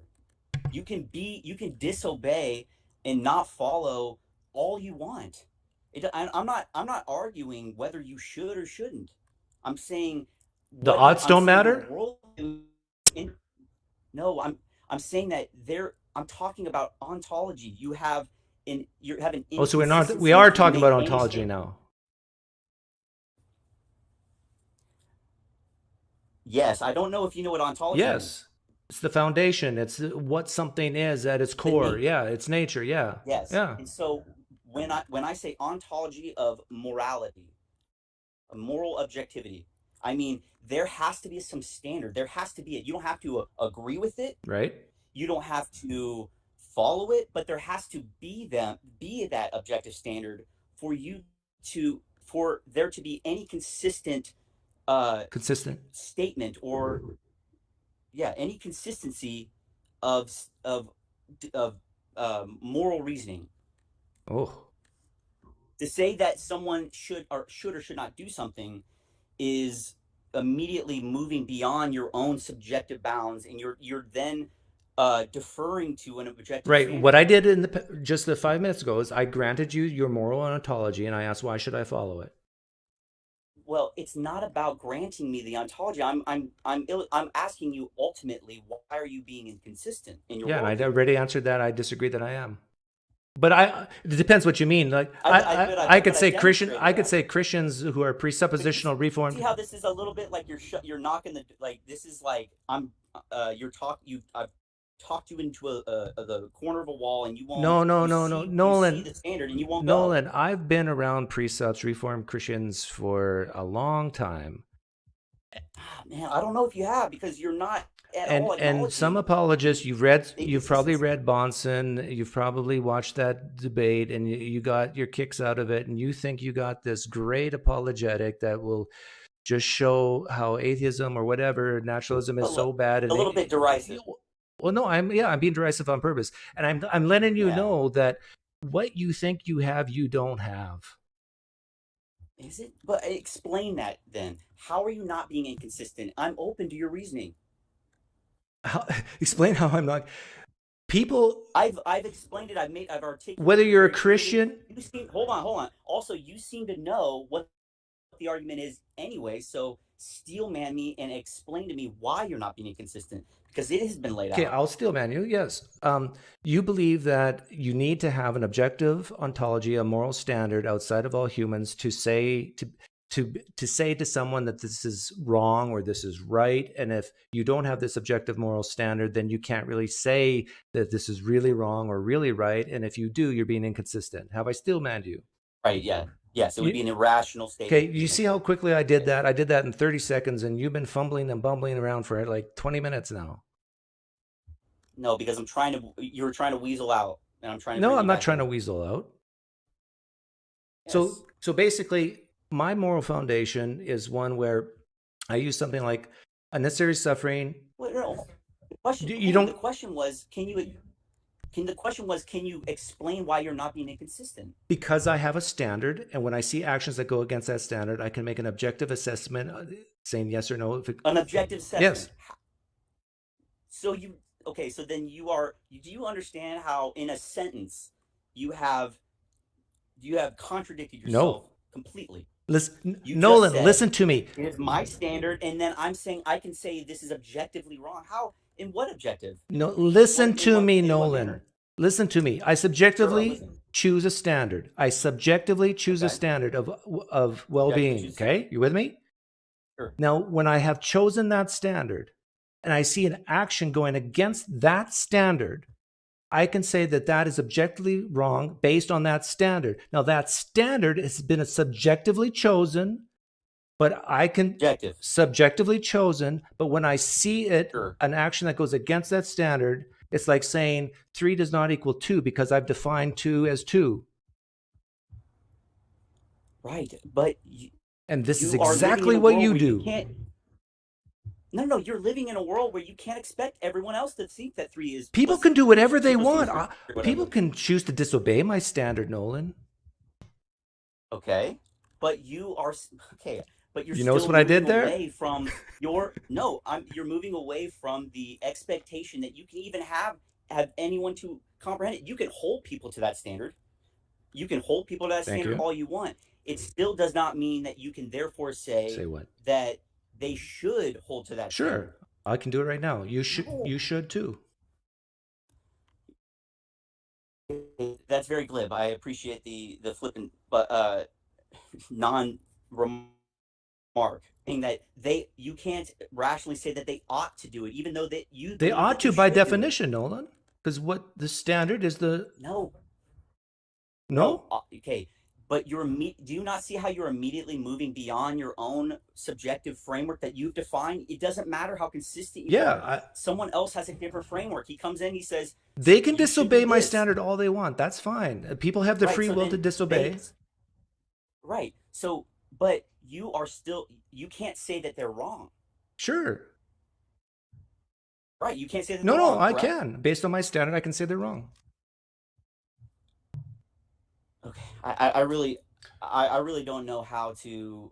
The reason why you're frustrated right now is because I think. No, it's because there's so. You honestly think I do not understand you? Do you think I don't understand you? I'm seeing you're immediately moving beyond the statement, the core of it, and like in a sentence, you're able to. Frustrate you because I know what I'm doing. No. I'm not frustrated at all. You went like this just like a second ago. Your inability. I know, because it's like there's the sheer inability or the sheer unwillingness, I would say. I think that you probably do, but there's an unwillingness to actually address the inconsistency that you... What inconsistency? I'll ask again. That there is any expectation, an expectation...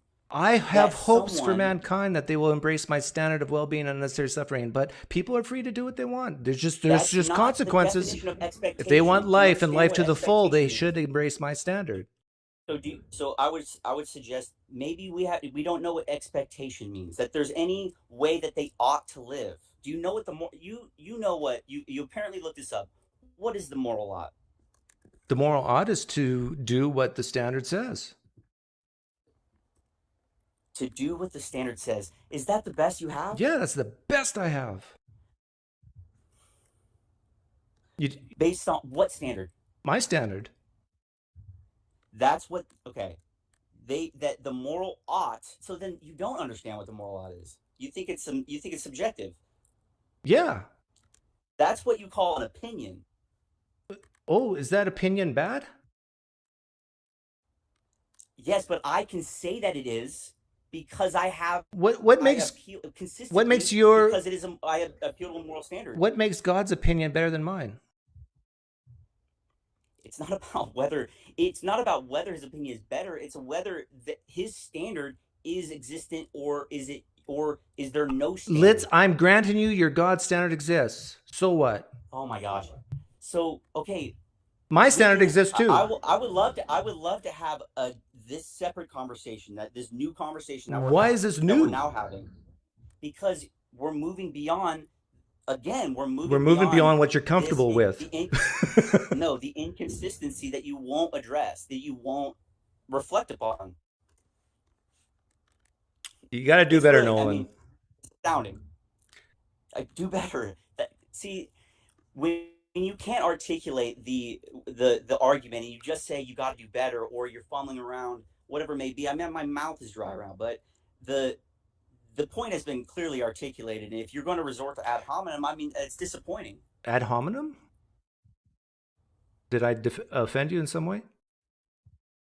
Well, it's not about whether you offended. That's not what an ad hominem means, whether you offended me. I'm saying you are making in some way an insinuation that I have of the validity. Well, of my yeah, argument I guess I did ad on- hominem because I honestly do believe that you are bad at discussing these things.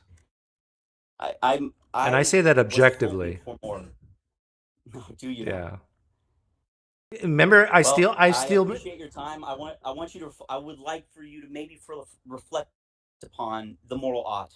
How to when you go about living your life, why is it that you should expect someone to behave in a certain way? Okay, why Nolan, when you that you're believing that Nolan, remember when I brought it to your standard and I asked you the same question, you said something like, yes, and I can answer that no, question. stop. You said people can disobey, they can do whatever they want. So why can't I give that same answer on this question of expectation? People can and cannot. It doesn't matter about whether they can or cannot.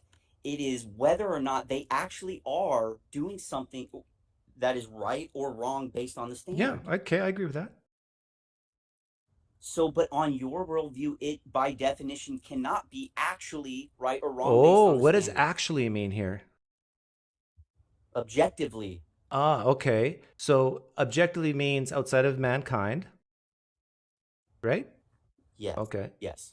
Not subject to your opinion. So you're basically saying, or your own thoughts. Right. So basically, this is now God's opinion. We're getting there, right? We're getting there. So my question for you is, well, it's not necessarily God's opinion. It's God's very character. Okay. I know, why is God's character? Word caution to go to the urethra. Why is God's character on morality? Why should it be followed over mine? It's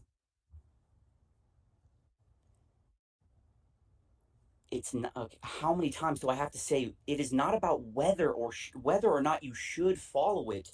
It's whether or not the way in which you behave is or is not moral.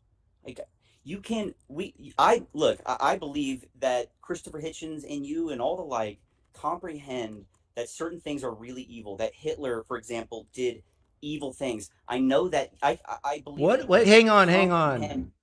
You think Hitler did evil things? Do you not? No, I do, but why do you? How do you know that? Why do you think that? How? No. Why do you think Because it goes that? against my standard. Oh, but why? But his standard was, I want to kill all the Jews. So Yeah, but it goes against standard do we my use? standard.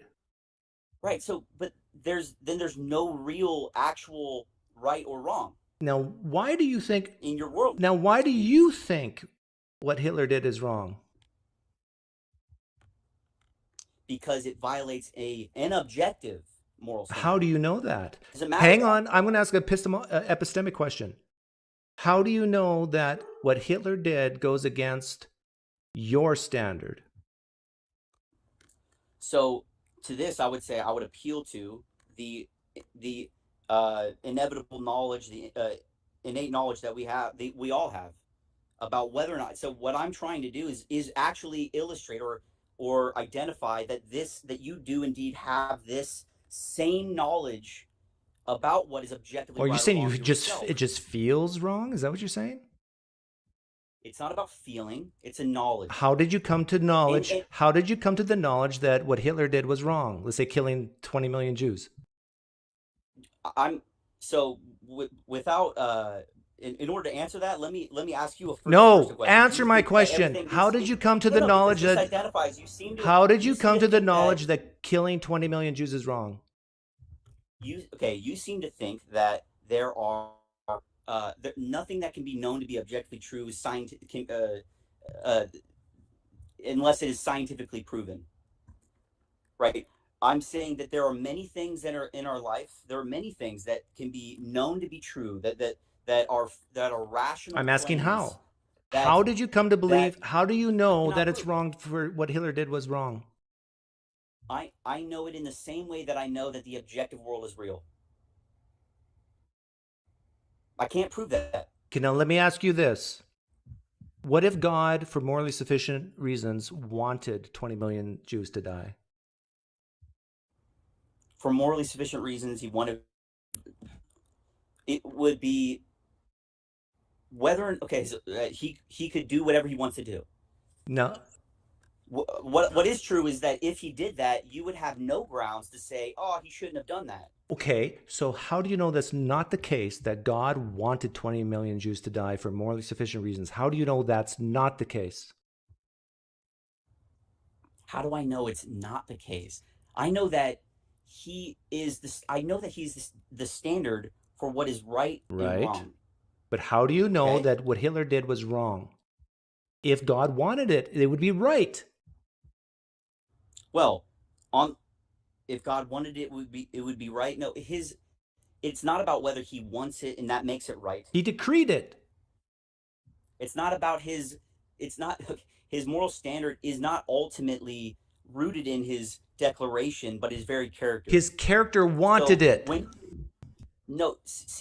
This is an impossibility. You're talking about a world really impossible. We can talk. It's impossible for God to want 20 million people to die? Yes, it's impossible by definition. Did God flood the earth? Yes. Did God want all those people to die? He wanted to, yes. So God can have morally sufficient reasons to kill 20 million people. You think those are the same things? You think so? Now that you conceded that God can, for morally sufficient reasons, kill 20 million people. I did not concede that. You just said God killed 20 people in the flood. You're talking about the Jews in the Holocaust, right? You're talking about innocent life, and that would be a context of not. Whoa! Those life. Jews were innocent? I thought nobody was innocent. Well, many of them were.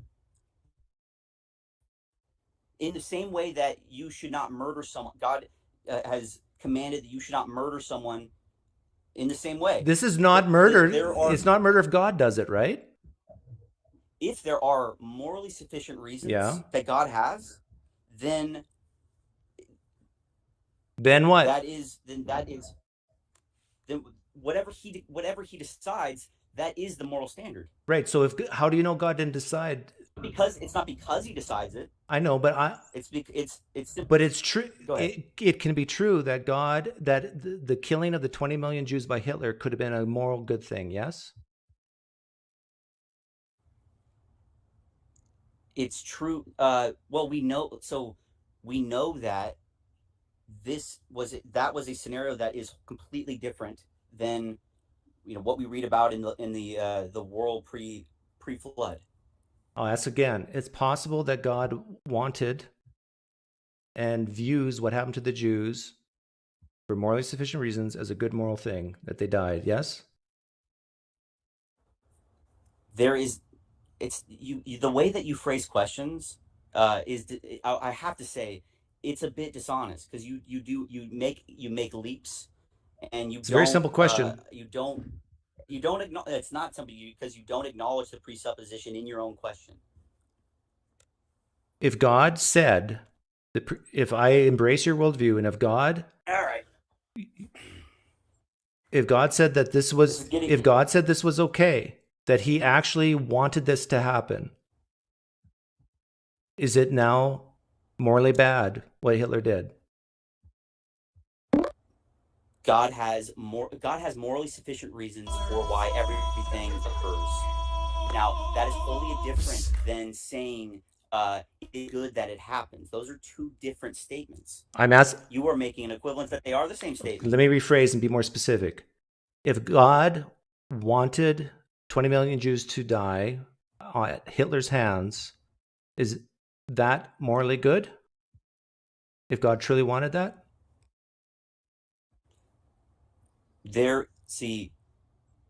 That would be what I would consider an impossible world. So I can't entertain that hypothetical. Why? Because you are asking a question about a world in which God is not defined as God. Hang on.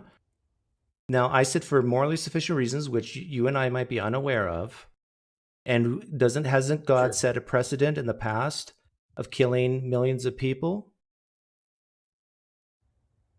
Yes, but we know about those situations. You can't abstract it. So why not? Let's take your hypothetical. The Jews. Why were they? Because he's told us why. So the Jews, if they were offering up kids to sacrifice, if they were doing all these things, their iniquity was complete. Yes, that would Okay, but guess what? That's not, Nolan, I got it. I got it. You're giving reasons why God did what he did in the Old Testament in some cases. But this is the whole idea of morally sufficient reasons. God doesn't tell us the reasons he does things all the time. I'm asking you. He gives us his word. I know, but are you saying God can, Nolan, are you saying God cannot exercise his judgment today? What? Say it again. Can God exercise his judgment today? God can do whatever he wants. Right. So what if God wanted Hitler to kill 20 million Jews? You would then have to say that's morally good, yes? Again, I've answered this question. Why are we dancing? We know what God's word says. He has given us his revelation, so we can comprehend his character. He's not inconsistent to himself. Right. So if he's not inconsistent to himself, that means he can kill 20 million people. He said he can't be inconsistent to himself. Right. There is a consistency as to why that happened with the flood, and why he does not declare to be good that the Jews were exterminated by Hitler. But that Hitler didn't do anything wrong. But God can see the future. Maybe he can see things we can't, and he wanted. Right. You're moving. Okay, you're moving beyond that now. No. You're moving beyond morally sufficient reasons God has. So is your question presupposing that everything that happens is what God declares to be good? No, is that what you're saying? I'm just saying this. I'm saying if God is the standard. Because you're saying that it happened, just because it happened does not mean that God declares it to be good. Let me steelman you again. I asked the question, if God wanted, desired, decreed, however you want to phrase it, for 20 million people to die at the hands of Hitler, that would be morally good, ? And you said this goes against God's nature. He would not. No, because the question, the question I'm trying to, let me steelman me after I give this explanation. The question is, it presupposes an impossibility. Okay, what's impossible about this scenario? The impossible scenario is that the people whom we're talking about. and the specifics of the example. So we know what God, we have an understanding of God's moral character. Okay. Okay. We know that, and so it is impossible for him to be inconsistent with himself. Okay, hang on. And I therefore, understand. it is impossible for there to be any world in which he has morally sufficient reasons to Whoa. declare to be good. So it's impossible for him to have morally sufficient reasons to declare it to be good. Now, he has morally sufficient reasons to allow it to happen? Certainly. No, whoa, that was exactly Okay, let me just summarize. Point that I just ripped apart that question.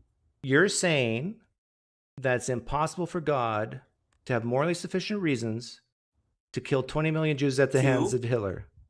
Not what I said. Not what I said. Okay, let me ask you. That's is it impossible for God to have morally sufficient reasons to kill 20 million Jews under Hitler? Yes or no? No, it is impossible for him to do something. When you say morally sufficient reasons, what do you mean by that? God does what he wants. Yes, it is. Of course, he has morally sufficient reasons. He didn't cause it to happen. He wasn't the agent of evil. Okay, but what if God said to you today that what Hitler did, he did because of the plans God had, that he's not going to tell you why, but that he has told us why. No, on this specific, on this specific, on the specific case, he has not told you why he wants 20 million Jews to be killed under Hitler, but he influenced Hitler to do so. You're saying want. Why are you see the this is frustrating because you refuse to remain consistent. What word should I use instead of want? The core of what we're talking about. Let's make a distinction. There is God's sovereignty. He has morally sufficient reasons for the things that come about. He has his plan, and that is a different thing than saying he is the agent or he causes it to happen, that he's the agent of this evil. Might help solve the problem. Would you say that it's I doubt it. Objectively immoral to take a sword and stab an infant in the heart? Yes. What if it happened 3,000 years ago at the request of Moses to the Israelites to kill the Canaanite children? Is it still morally wrong? Yeah. Yeah. It's morally wrong for Moses to tell the Israelites to go kill Canaanite children with a sword. Did I hear you right? Oh, sorry. I didn't hear your question. I didn't hear your question. The Canaanites. Yeah. Now the Canaanites were I don't need the reasons, people. Nolan. Don't give me a spiel on the reasons. I'm just asking you, morally right or wrong, to stab a child in the heart with a sword. You said it is wrong. Then when I brought up the Canaanites, you say what?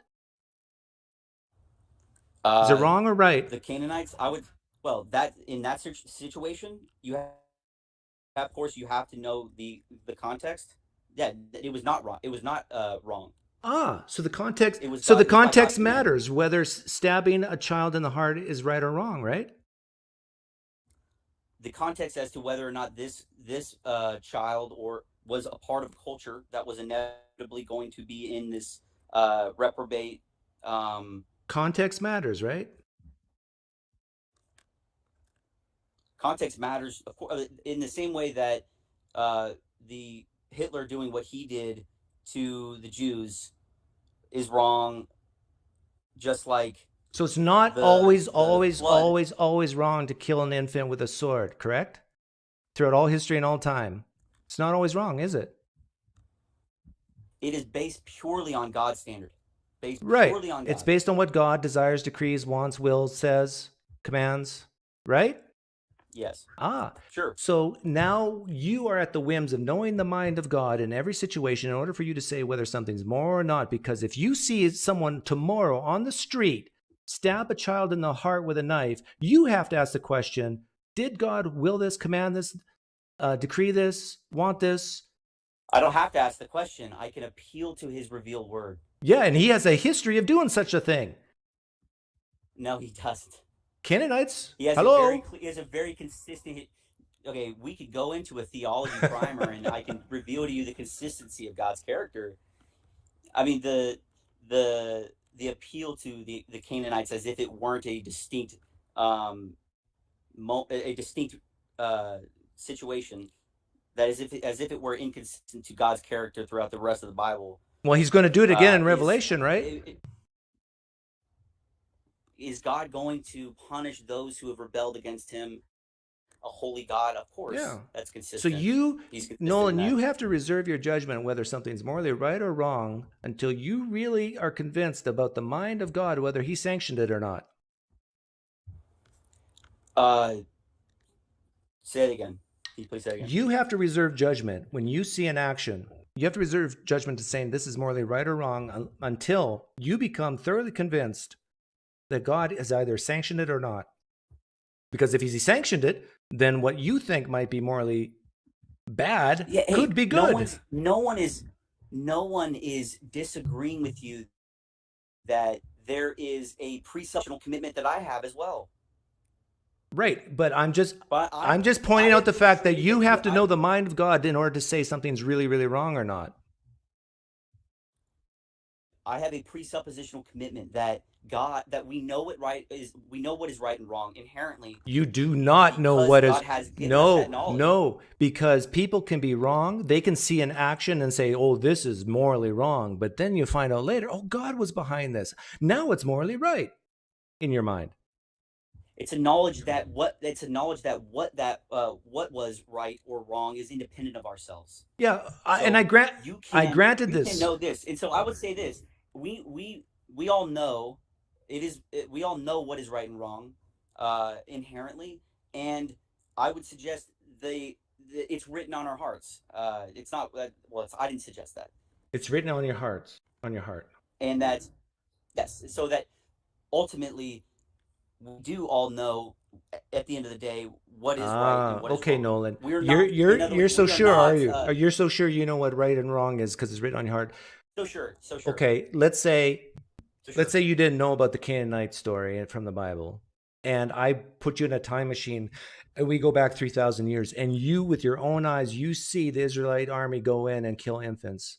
And I ask you, Nolan, is this right or wrong? You still believe in God, but you are ignorant of the Canaanite story. My guess is you would look at me and say, "Doug, this is immoral. This is terrible." And then you get back home and you read Numbers 31 and go, "Oh, man, here I thought it was written on my heart that I knew what was right and wrong. But it turned out I was wrong and God was right all along. And those kids died, and that was a good thing." You seem to think that whether or not I am right or wrong about that whether I'm completely accurate at all times is irrelevant to whether or not we have a knowledge that there is a standard. Oh, okay. But yes, you're right. So you can have this knowledge of a standard, but my question was not that. My question is, how do you apply that standard? I was talking about the epistemology, not the ontology. God's word. Okay, if we're going there, I would say God's word is very consistent. And you've admitted that God can execute his justice even today. He can do what he wants. And so therefore, every time you see a murder, you have to ask yourself, maybe God's behind this, and maybe this is morally right.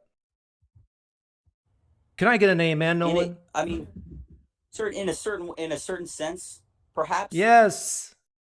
I'm not. There's so many assumptions behind your questions that they're asked certain ways, but it doesn't all move us away from the fact that you have still not addressed or reflected upon at all the inconsistency in your own worldview. You're throwing that word around like you've been told by an apologist at some point, or you heard an apologist that you're role modeling yourself over. No. Just keep saying the word inconsistent over and over again, because we got an objective moral standard, and I tell you, it's really, really, really wrong, and really, really, really right, and we got the gravitas to say God did this, and God is the behind this. And I see. Am I the one throwing ad hominems around because you're not able to answer questions? I have not said, "Hey, why are you so flustered? Why won't you answer questions?" Does that reveal that you are incapable of answering these questions?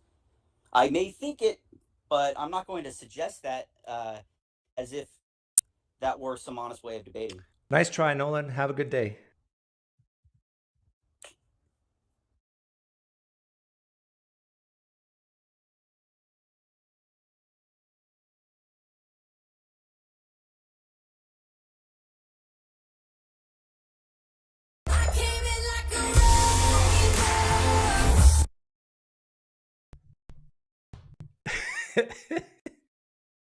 That was fun.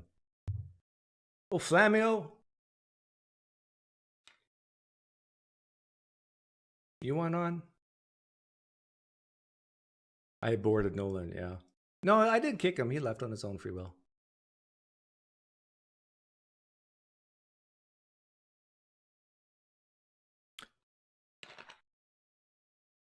It's the repetition. It's like, just goes around circles and circles. Why can't you just see that you're inconsistent? Blah, blah, blah.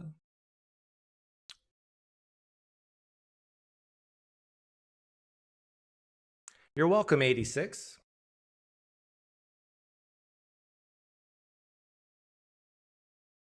PineCreek, could you get to him? How many hours, if so? I would need to know his backstory. My guess is he did not become a Christian because of any reformed Christian theology or presuppositionalism. He probably became a Christian because he had some amazing experience or married a woman or was backslidden, felt guilty, and then found himself finding it difficult to defend Christianity. So he found Bonson, Van Til, and all these other guys and says, hey, isn't it cool to talk to atheists and tell them they're inconsistent and maybe feel good about what you believe? That's Nolan in a nutshell.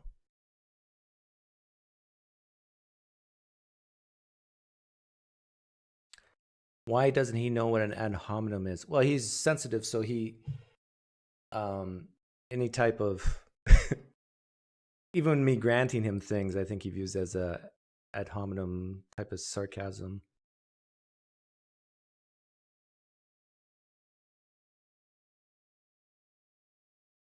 But the problem is I can grant the ontology of God, of the moral standard, doesn't make a difference. You're still left with the problem, as I illustrated in my questioning about Hitler and the Canaanites. You're still left with the hard work of figuring out whether something's wrong or right, which puts you back in the seat of the atheist, of looking at the context, looking at the each situation and trying to figure out if something goes against the standard or not. And I tell you, with Christianity, unless you're like a Randall Rouser type Christian, you cannot say that what Hitler did to the Jews is really, really wrong unless you are omniscient like God, and you, like, just like the Canaanites, you might say that that was wrong, but then find out God actually commanded it, and then, oh, okay, I was wrong. I mean, now it's morally right. I mean, it has to be because it's God did it, commanded it. What if God commanded Hitler to kill the Jews? What if that were true? And sure, it's not in Scripture, but this happened in the 30s and 40s of the 20th century, 1940. And Hitler didn't tell anyone, but he got direct messages from God. What if that were true? Then you cannot condemn what he did. And that's the problem that these presups have. Yeah, but it's objective. At that point, who cares? I mean, who cares what God's will is? And when I asked him that, it finally got to, well, it's down to consequentialism. Why ought you obey God? Well, because if you don't, you won't have eternal life. It always boils down to that, which is very similar to my moral framework of consequentialism. It comes down to pleasure and pain.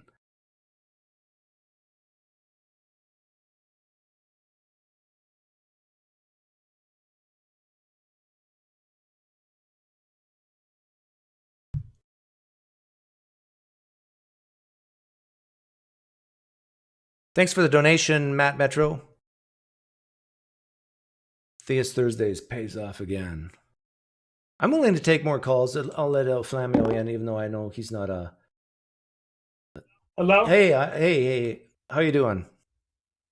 I'm great. I have a hard question. Okay. It's on abortion. Okay. Would you rather kill a human embryo or kill the Abrahamic God? assuming it has a life. Assuming it exists. Yeah, well, I don't know if it exists. Assuming it's alive, I don't know if it exists or not. Would you rather kill it or kill a human embryo?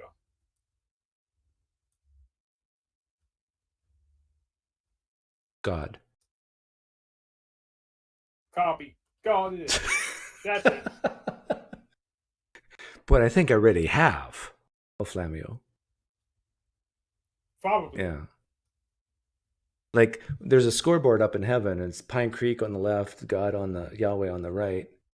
And today, like I got a whole bunch of check marks. I mean, if people like Nolan are God's representatives or like the children of God, I mean, how has God not committed suicide at this point? I don't see how. He's not. I don't see the omnipotence. He's just impotent to take off. God committed suicide. Now that. Oh, yeah, actually, God did commit suicide. A government-assisted suicide in first century Palestine, right? Affirmative. Yeah. Well, thanks for coming on, Flamio. Thank you. Yeah, you can't kill Loki, but you can kill Yahweh.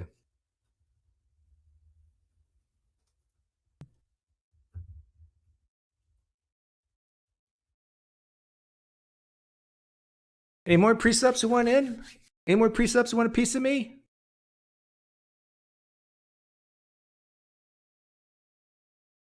Come on. I know you're listening. Any presups want to do a do-over, a mulligan on behalf of Nolan? Truly Nolan?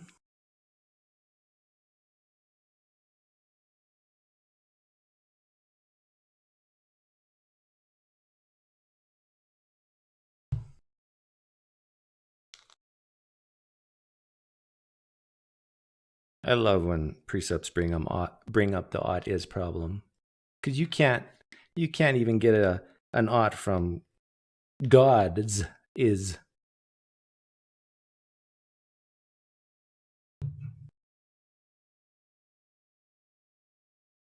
Yeah, I'm taunting presups.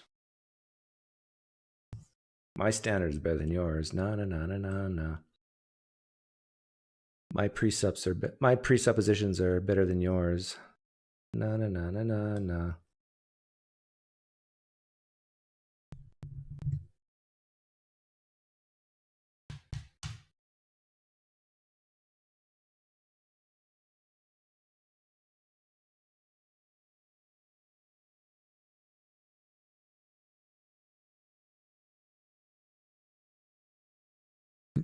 Nolan didn't make a dent.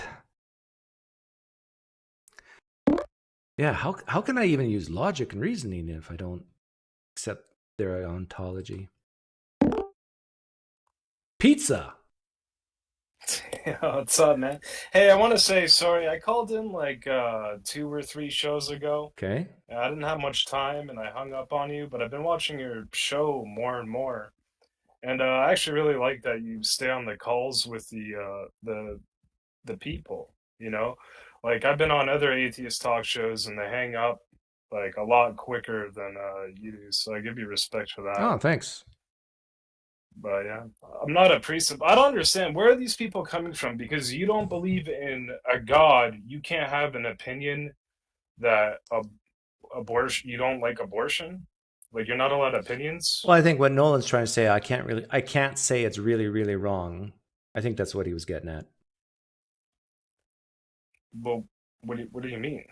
Like, why can't you think it's wrong? Just because you well, don't no, I believe can in say God? it's wrong, or I can say it's right, but I can't say it's really wrong or really right. And what the word really means is, or sometimes they'll say the word objective, or sometimes they'll say the word ultimate. What they really mean is something outside just human opinion, and that's God. But then it boils down to God's opinion or God's nature. But isn't that their opinion, that it's God's opinion? Oh, no. They would never admit or say that that's just their opinion. That's the truth. But they've never heard the word of God. They just saw words that other men have wrote. They've never heard God's word. Oh, so how Pizza, you're wrong. The Bible's the revealed word of God, they would say. All right. Well, some people don't even get the Bible. There's people on tribes in the Amazon, or not in the Amazon, but I remember reading there's a story of this preacher goes to this island, and the people on the island kill him, so they never got the word of God. Yeah, but they'll be judged according to what they know. In Romans, it says that through nature, people know God exists. And what's really dangerous is if that pastor would have made it and they wouldn't have killed him, and he proclaimed a clear, correct message of the gospel, and if they rejected it, now they'd be even more accountable, and they probably would go to hell for rejecting the clear presentation of the gospel. But luckily, they killed him, and so now they're probably still going to go to heaven because of their ignorance. So here I got a what's it called for you? A thought experiment, because you were doing a couple of those today. Would you rather be surrounded by 1,000 Muslims who think you're an infidel because you don't believe what they believe, and some of them want to kill you, or would you rather be near one atheist who doesn't want to kill you? Atheist win. Hey, Nolan, if you're still there listening, what Pizza demonstrated here, that's how you communicate. I mean, it was clear, concise, to the point, funny. He's not bumbling and fumbling his words. I'm not saying Pizza is a Christian, but I'm just saying that just come on in and speak clearly. Uh-oh. This looks dangerous to me.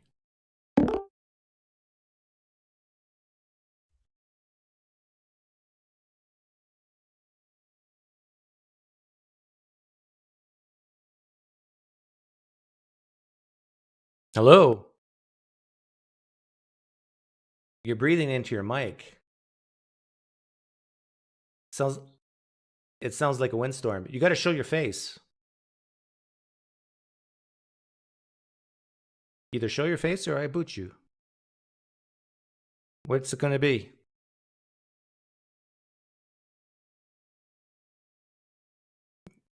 Boot you? This is the same guy who's called in a few times, and it's just really weird.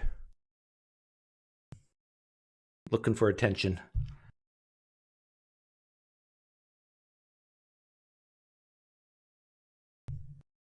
No, it's not CC.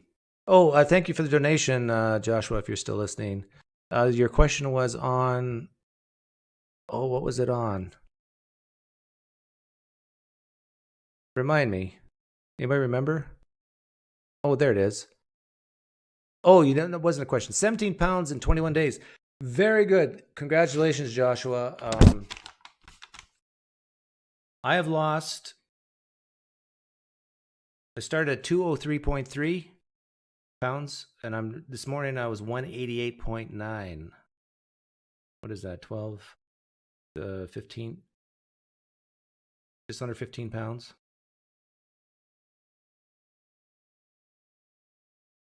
Pretty good. I don't know if I can get any sexier, but the paper doesn't lie. Just ask Christians about the Bible. What I'm doing is 1,000 calories a day, 1 meal a day, 90% protein and fat. In other words, 10% carbs. And it's actually way easier than I thought. If you're listening in, you're 30, 40 pounds overweight, 90 days, you can get right down. All it takes.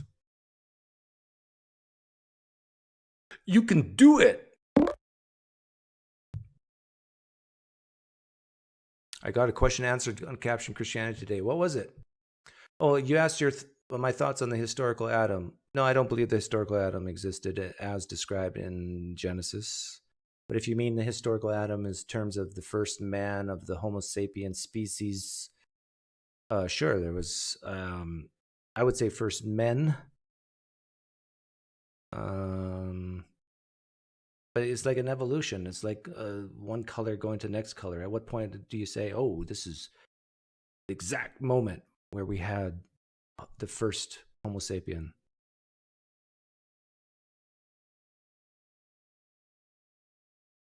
Only small caps are okay. Are you guys talking about the markets now? Markets can go down way longer than people expect. I'll say something crazy right now that's very, according to history, can happen. Everybody who's worried about the stock market right now, that's at around, what, 3,900? The S&P? The S&P could go all the way down to 1,500. That sort of things happen in history. There, did I scare you? You scared yet? You want to know something else that's happened in history? That a market can drop 70% and take 2 to 3 decades to recover? True story. So you think, oh, I'll just buy and hold? You're 60 years old. You might die before you recover. Just thought I'd encourage you today. Bury your cash in the backyard. That's what I say. I have a feeling down in my soul.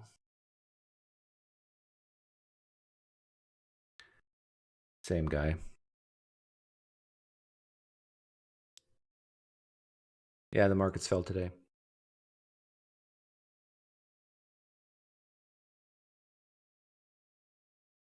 My BMI is 45.2, down from 47.8. I wouldn't worry about your BMI. Just worry about your inches around the girth.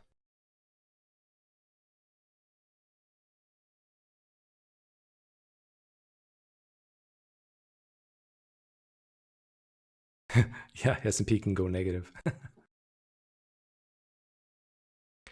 Yes, Trebob, I already talked about that. Numbers 5. Reform dudes are usually free market and can understand emergent order versus command economies, should be able to understand naturalistic morality too.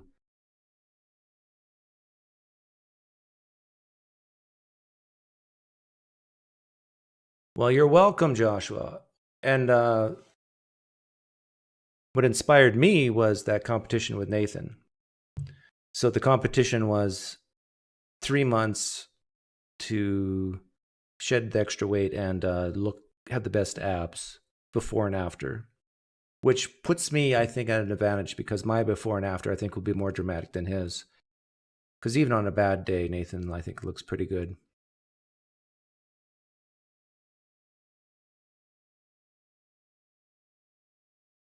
But the thing is, this will peeve off people, I think, but who cares? The thing is, weight loss, weight gain is about math. It's about food and math. Math on food.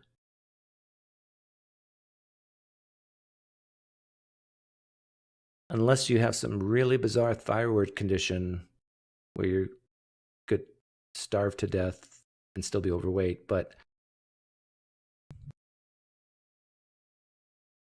when are you going to start pumping iron? You can't beat Nathan without it. Yes, Jerome, I said in my mind I wouldn't start exercising until I lost at least 15 pounds, and I'm getting close. So I'll start exercising soon. But the thing is, I already have abs. You just strip away the fat, you'll see them. It's as simple as that. That's the case for most people. Everybody here listening has a six-pack somewhere. It's just underneath a layer of fat. Get rid of the fat, you can see your six-pack. Now, how defined and how big the six-pack is based on working out. Who would you rather fight, 100 fetus-sized gorillas or 1 gorilla-sized fetus?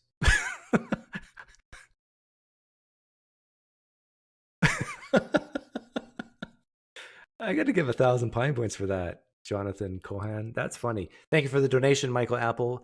Because Nolan was bit of a small drill bit, i.e. a tiny tool. Well, that's an ad hominem, Michael Apple. I didn't even say that. The only ad hom thing I said was basically that I think he's just parroting some apologists he's listened to or read and thinks this is like a foolproof way to talk to naturalists or atheists. No. Even Greg Bonson has said everybody will have their own presuppositions.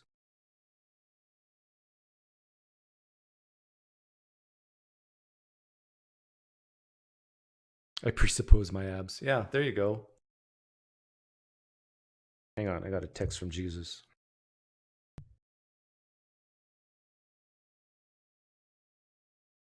Jesus says, you should see my abs. I have a 12-pack. One for each disciple. Jesus is funny. True, Boaz. Nolan tried to parrot. Hey, I've already met my Russian quota, Elias. I've had one Russian on today. That's you. Satan says I only get one Russian a day.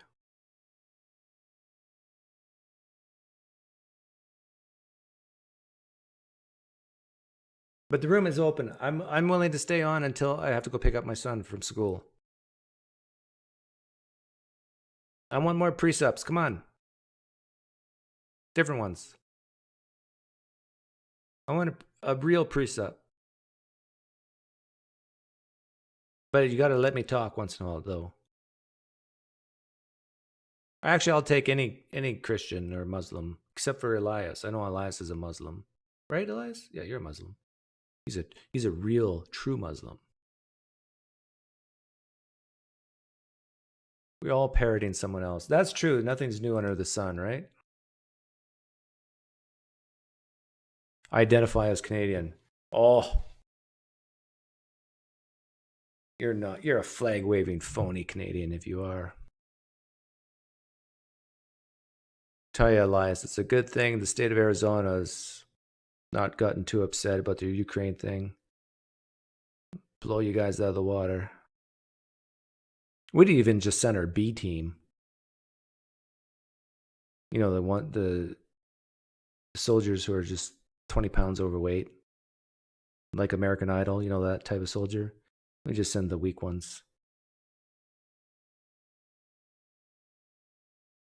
Put a few, equip some of the Raytheon, the Apache helicopters with Raytheon Tomahawk cruise missiles.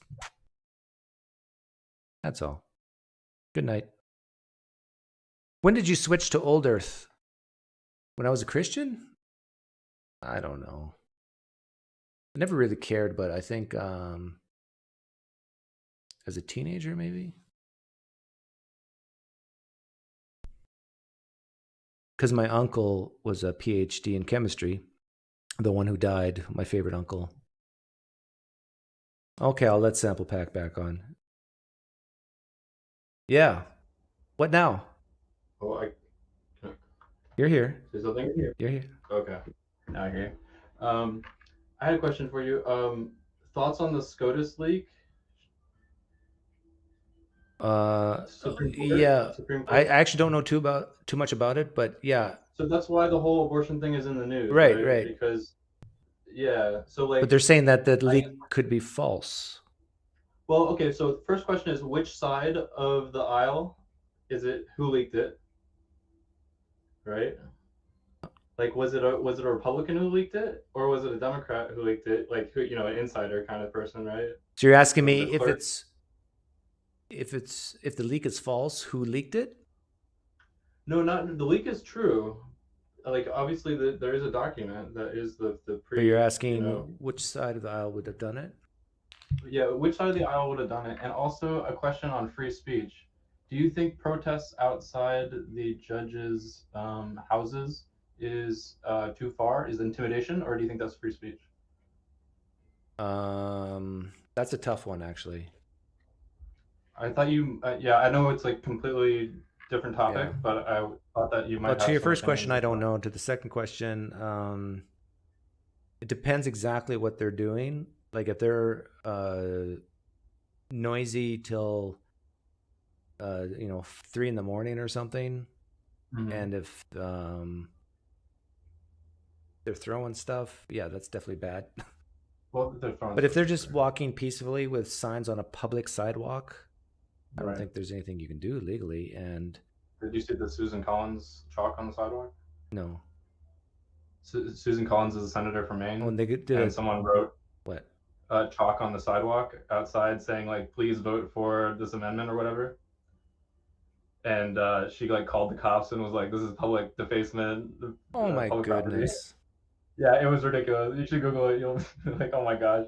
Kids do that all the time. Like they Yeah, no, it's totally fine, right? Like public defacement. sidewalk chalk. That's all it was. And she's a Republican senator from Maine. She's supposed to be all free speech, all that But there's stuff. is it a mayor who looks like a goldfish who says that there should be riots at the Supreme Court? Oh, who is it? A mayor? Mayor of Chicago, or is she the I didn't see it. Should be Or is she riots. the governor? Well, I don't know about riots, but obviously, they're protesting. They were doing some protesting. But I mean, protesting is perfectly reasonable. No, I think she even used the word gun or arms. Let's see if I can find it. But yeah, like if you're gonna blame people like Trump for inciting, then you gotta be consistent and blame Democrats when they do it. Do you believe Orchid's opinion that he was really gonna? Oh, I find it really hard to believe. I don't believe it. I think he just said that because he has to appear consistent. Yeah. Someone in the chat at the time asked a good question. Would Orchid believe in, if you would sacrifice your mom for 1,000 embryos, what wouldn't you do? Like, would you firebomb or whatever? Like all the abortion clinics. What would you do with them? That's pretty radical to sacrifice your mom.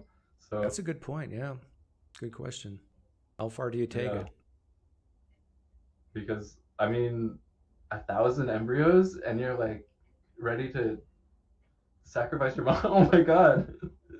Like, I was talking about killing babies, but yeah, I do not understand that. Especially if you believe that whatever soul they have is just being relocated to a beautiful, perfect place and called heaven. Oh yeah, that's a good point. I didn't even think about that angle. Yeah, because they should be sinless, right? Of all things. Yeah, they're so innocent. No, even the blastocyst has sinned. Adam, the fall. Yeah. It's just the whole thing's so stupid. Okay, I don't want to carry on too long, but with Nolan, there was an interesting thing, it's like psychologizing a little bit, but he wanted to take some victory laps a couple times, right? Yeah. And I thought that was really interesting, really revealing part of his personality in that conversation. Yeah, that was the point where I mentioned Bonson and Van Til. Right. Yeah. It's because whenever I see that, I know that these are young kids cutting their cloth, and they get their kicks out of this. It was definitely an interesting conversation. I wish he was a little bit more articulate, but yeah, me too. Yeah.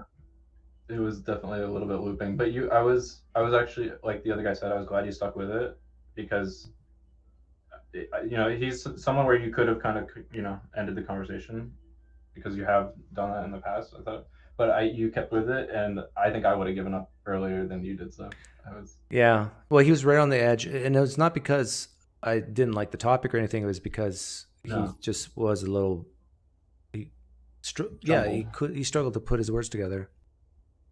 Yeah, and I think that you were giving him pushback that he hadn't expected in some ways, right? And it was, I don't think had he maybe watched a lot more of you or some other conversations you had with presups, then maybe he would have kind of been more, I don't know, on maybe defensive though. I don't know, but I don't I don't think he expected your questions to cut so deep.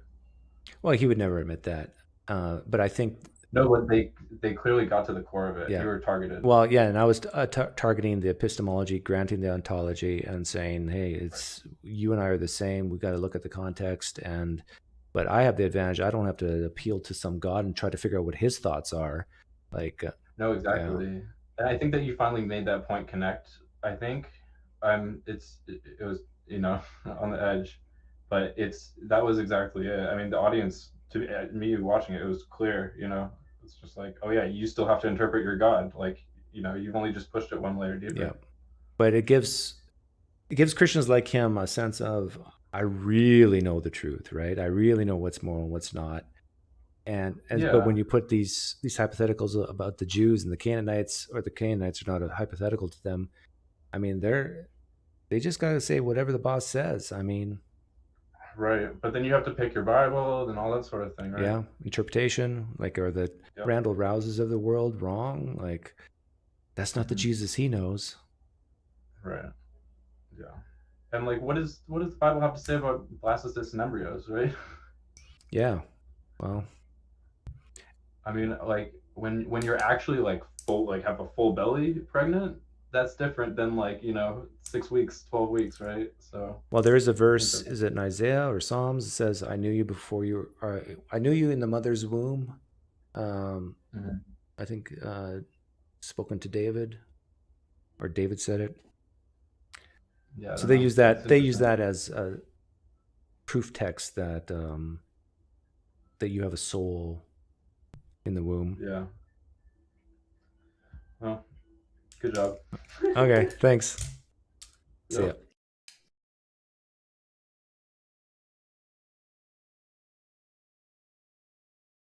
Got 15 minutes. If you're a theist and you were thinking of coming on, here's your chance.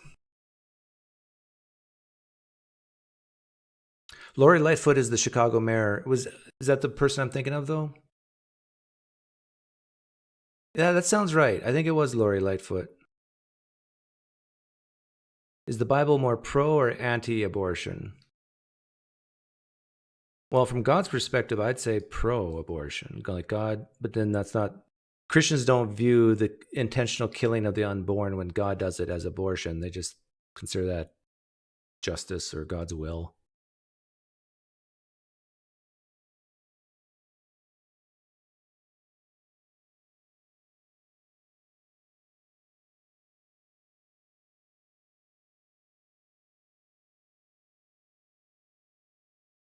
Comparing, that'd be a nice comparison, Elias. Muhammad versus Harvey Weinstein. Who's worse?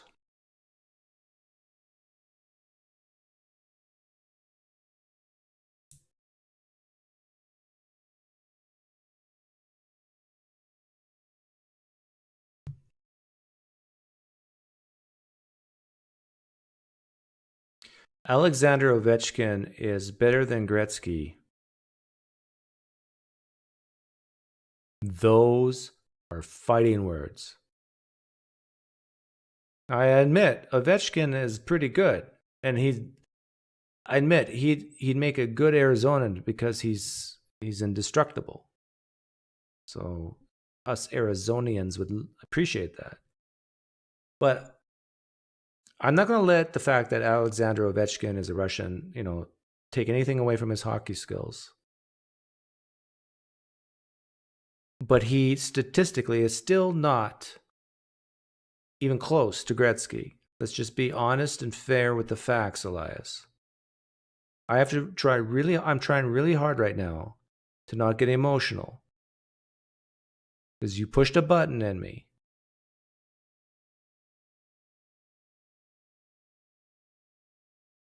And I commend you for that. You found my button and you pushed it.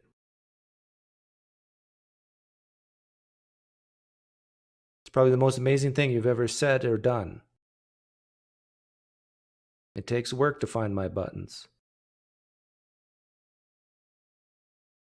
I already talked to you, Elias. I'll leave the room open for someone else.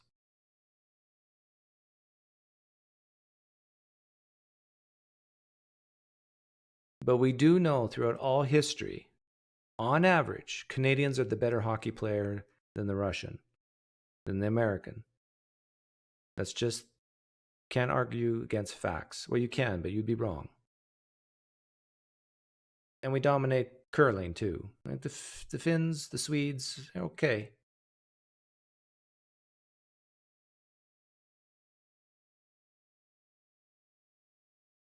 Royal Wolf 7, you don't type Gretzky's name without spelling it correctly. That's blasphemy.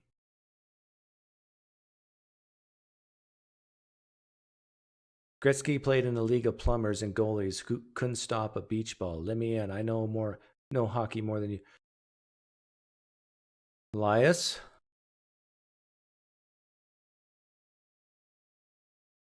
Plumbers?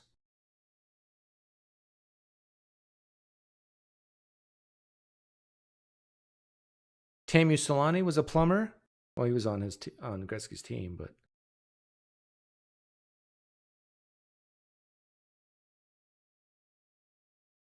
now I will admit that the goalies back then are not as good as today. They were smaller. But Mohammed, let me remind you, just because you're smaller doesn't mean you're less. Like Mohammed was probably 4'10". Mohammed was probably like yeah, I don't know, like someone you would bully in high school or junior high. I never bullied, but I can imagine Mohammed got picked on as a kid. That's probably why he had all these weird, crazy visions and stuff.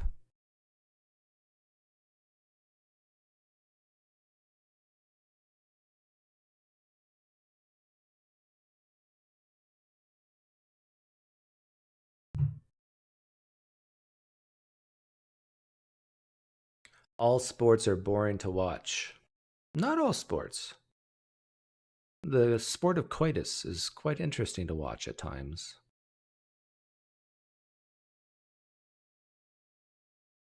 Can you imagine if there was the coitus Olympics?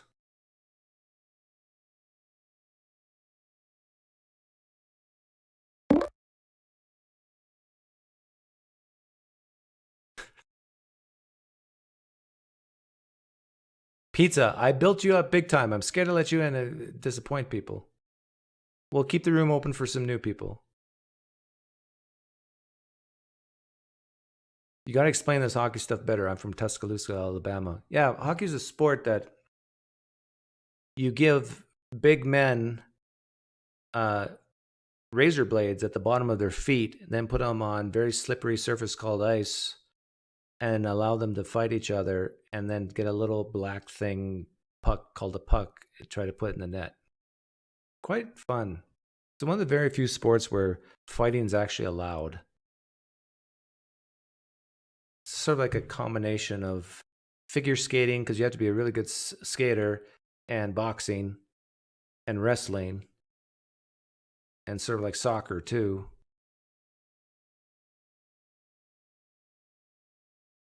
Who's the governing body of CODIS?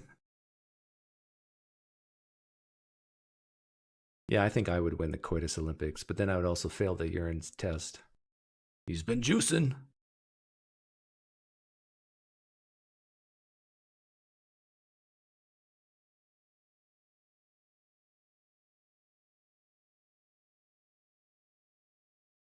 Last chance, Theus. Come get a piece of me. Other than people who've already been on. I know the people who've already been on just love me to death. Elias, I understand you love me so deeply. Yeah, you just want to come on, but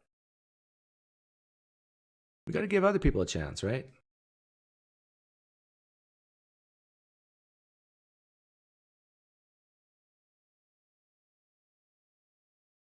Do I take testosterone? No, I don't. You know why? Jephthah's daughter? You know why I don't take testosterone? Hey, Cam, are you still here? Listen to this. I do not take testosterone because my natural testosterone is through the roof. I probably have more testosterone ripping through these blood veins right now than most of you flag-waving phony guys at the age of 18 to 21. I mean, I had it tested. And when I went back to the clinic to get my test results, there was a whole bunch of nurses and doctors and stuff in the front area. When I walked through those front doors, all the nurses, they parted. And they made this, it was like the Red Sea party. And I just walked through the middle. They just all, he's the guy with the high testosterone. He's like 3 sigma above. They just couldn't believe it. Oh, Jimbob. I didn't know Jimbob. Hey, did you lose weight too? A little bit. I went on a soup thing. Oh, how much did you lose? Probably only like 5 pounds, but I also just had a brand new baby, so maybe stress. Yeah, maybe stress. My first child, I lost at least 20 pounds. I actually can't tell if you're ever eating healthy or not. Oh, I am. Like, I don't know what it is that you're eating. You're eating a lot of bowl stuff, so I always wondered what that was. What, me eating bowl stuff? Yeah, things out of bowls, little bowls. What makes you think I eat out of a bowl?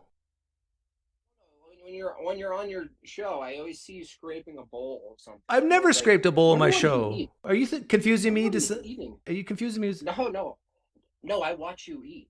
I don't eat on my show. No, you definitely eat sometimes. Show me a clip of me. Well, Anybody? The one time I ate was with Randall Rouser. It was a McFlurry. Oh, okay. Maybe I'm just printing that in. Yeah. You're probably just thinking that one time. But this morning I had steak. Probably, I don't know, 6 ounces only, and then I had 3 eggs, 2 keto breads, 2 cheese. That's about it. That was close to 1,000 calories. Do you ever get vegans come after you? Oh yeah, a lot. Yeah. How do you process their common attacks or whatever? What's your go-to? Oh, I like to annoy them. I tell them I'm a speciesist. Oh yeah, I bite the bullet on that. Yeah, I tell them I think humans are way more important than cows and chickens. And then do they just lose it? Yeah, I say the only way you're going to stop me from eating meat is if you put me in jail. Mm-hmm. Have they ever run the name the trait thing on you too? Name the trait thing. It was like a fairly popularized sort of, I guess they call it a dialogue tree, where they kind of walk you through what the specialness of a human is that's not in an animal, but if you swap them and equalize them, then would you eat the human? And then it basically forces you to commit to one thing that would sound ridiculous if you equalized humans. No, I've never had anyone do that on me. Okay. But I like it. It sounds interesting. It sounds like a way of like making animals more human-like. And at what point would you? Exactly. Yeah. I always ask, especially from an atheist perspective, how they manage those, because they end up being moral arguments in the end, the vegan argument. And so I always wondered how other atheists handle that, because generally vegans, not all, but generally end up being more atheist. Just realize that if you fiddle with the mic, it does something to XSplit or to the whereby. And now, did you hear me talk to that other presup earlier? Nolan? Yeah. Yeah, I saw it. I watched it. Yeah. What would you rate his performance? Because you're kind of presup-ish. He needs help, right? I think I understand where his angles are, but you've heard these so many times before, right? So, I guess my only coaching would be like, just ask more questions. Like, you could tell when someone's trying to trap you, and I've done it. I've done it to you. And so you get eager, and then it gets stale, and then it's not really, it almost goes out of good faith, in my view. And so it's less about the argumentation, but the approach, I think, that sometimes is missing with the theists, because some of these traps work on people who haven't maybe thought through these arguments, or these thoughts, let's say subjective morality and these things. But you don't really have someone trapped if they're like you and you bite the bullet and you say, yeah, I'm just going to go with subjectivity and preference. And then they attempt to go, well, then you don't you can't really say anything's bad. But that assumes that you're committed to saying anything's really bad. So it's, in a way, it's a straw man, right? Because it's not like you're running around wishing and hoping you could just objectively say something's really wrong, right? Well, basically the way I explain it to him is you set up your standard beforehand, and then if you see any action that goes against the standard, you can say it's objectively against the standard. But the standard itself is the standard itself is subjective. Gotcha. Yeah, and you're okay with that. So his framework only works with someone you can pick up on that they're really not okay with that. Like it really only pulls at people who are looking for something they could absolutely say is objective. But that's not to say that they could adequately argue it, but that they still seek it, right? And so if you're not seeking it, it's almost silly. It's just like a cheap shot, like, ha ha, Doug doesn't have an objective morality. But then again, like you said, you can just turn that on him and keep pushing until you reach a point where he has to have an I don't know answer, right, about whether something is in fact right or wrong. Yeah, the objective morality thing is kind of irrelevant if you don't have a reliable way of figuring out what it is. Yeah. And and that became self-evident when I asked him about, well, how do you really know killing of the Jews in World War II was really, really immoral? Yeah. I guess the only one I'd say, I mean, yours, I wouldn't say you're taking directly from like a Sam Harris or something, but the one thing I had, and it wasn't about like, haha, you don't have an objective morality. It's more like if well-being is the pursuit, you get into a little bit of whether or not you can that a group of people can obtain their highest level of well-being, like the pristine highest peak of it, right? Say like a tribe of people, they're like doing really well, but maybe they got there from methods that you would otherwise disagree with your own standard. And so yeah, those are called moral, I would say those are called moral dilemmas, right? Yeah, like, could you get there doing something awful? Yeah. And some approaching those things are hard once you basically commit to something in the world being like a preference. I always wondered though, why do we even, like, in your view, why would you even call it moral? Is that just a word you it's just useful to use so that everyone sort of understands the word itself and what it encapsulates? Because it seems like the straightforward thing, and I know it's less sexy, is just preference. You just, like, that's the most accurate way to define it. Well, yeah, but there's a distinction between preference for vanilla ice cream versus chocolate and morality, like preference for, you really wouldn't use the word preference to say, it's my preference you don't stab me with a knife. You know, it just doesn't sound right. It doesn't sound right. Or saying that the chicken was really immoral doesn't sound right. But some people actually take that approach. Like, they actually say, no, some people disagree with you, that they go, no, preference is identical to morality. And I always use that example. Like, if you went to a crappy restaurant, would you say the chicken is immoral if you didn't like it? And that would make sense, right? It just, the word itself is a whole other set of a category, even though you, from your standard, you're putting it in a preference still. So you'd admit it's still in the preference category, but it's like a different kind of preference. Yeah, I'd just say it's just more serious, has more consequences. Yeah. More weight or something. Yeah. Hey, but Jimbob, I got to go pick up my son from school. That's fine. That's great. All right. I wanted to apologize to anyone in your comments section if I was lashing out or saying bad things. Oh, you know what? The last time I did block you, and the reason why I blocked you was nothing to do with me and you, is because of how you treated some of the people in the comments. Well, I apologize. Okay, well, I appreciate that. I really do. And actually, the comment sections are really not good places to have these kind of talks, because it just doesn't work. And so it's you probably did me a favor. I'll write on my sticky note to unblock you. I know how to unblock people from the comment section, not from the live stream, but from the. So, is your name Jimbob in the YouTube? Is it? Yeah, it'll be probably made by Jimbob. Made by Jimbob. Made by Jimbob. Okay. Very good. Okay. Take care. Thanks. All right, see you.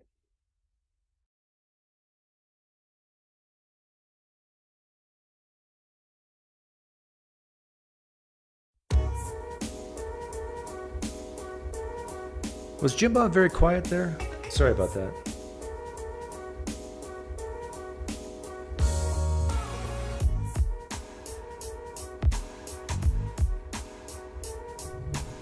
Yeah, isn't that nice, Travis?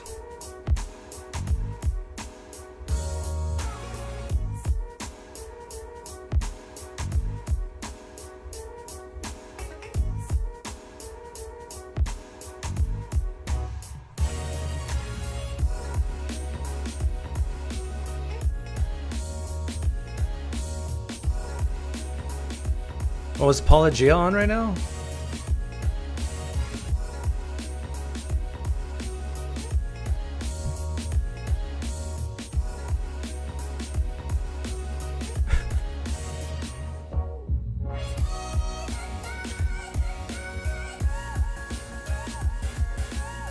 I will say this, Elias. If I was to build a team of superstar hockey players from all time and all history, Ovechkin would be in the running, okay? But so would Gretzky, of course. You would do the same. In fact, you know, instead of there being a war against Russia and the Ukraine right now, why don't they just solve the problem by playing hockey? The Ukrainians have some good hockey players too.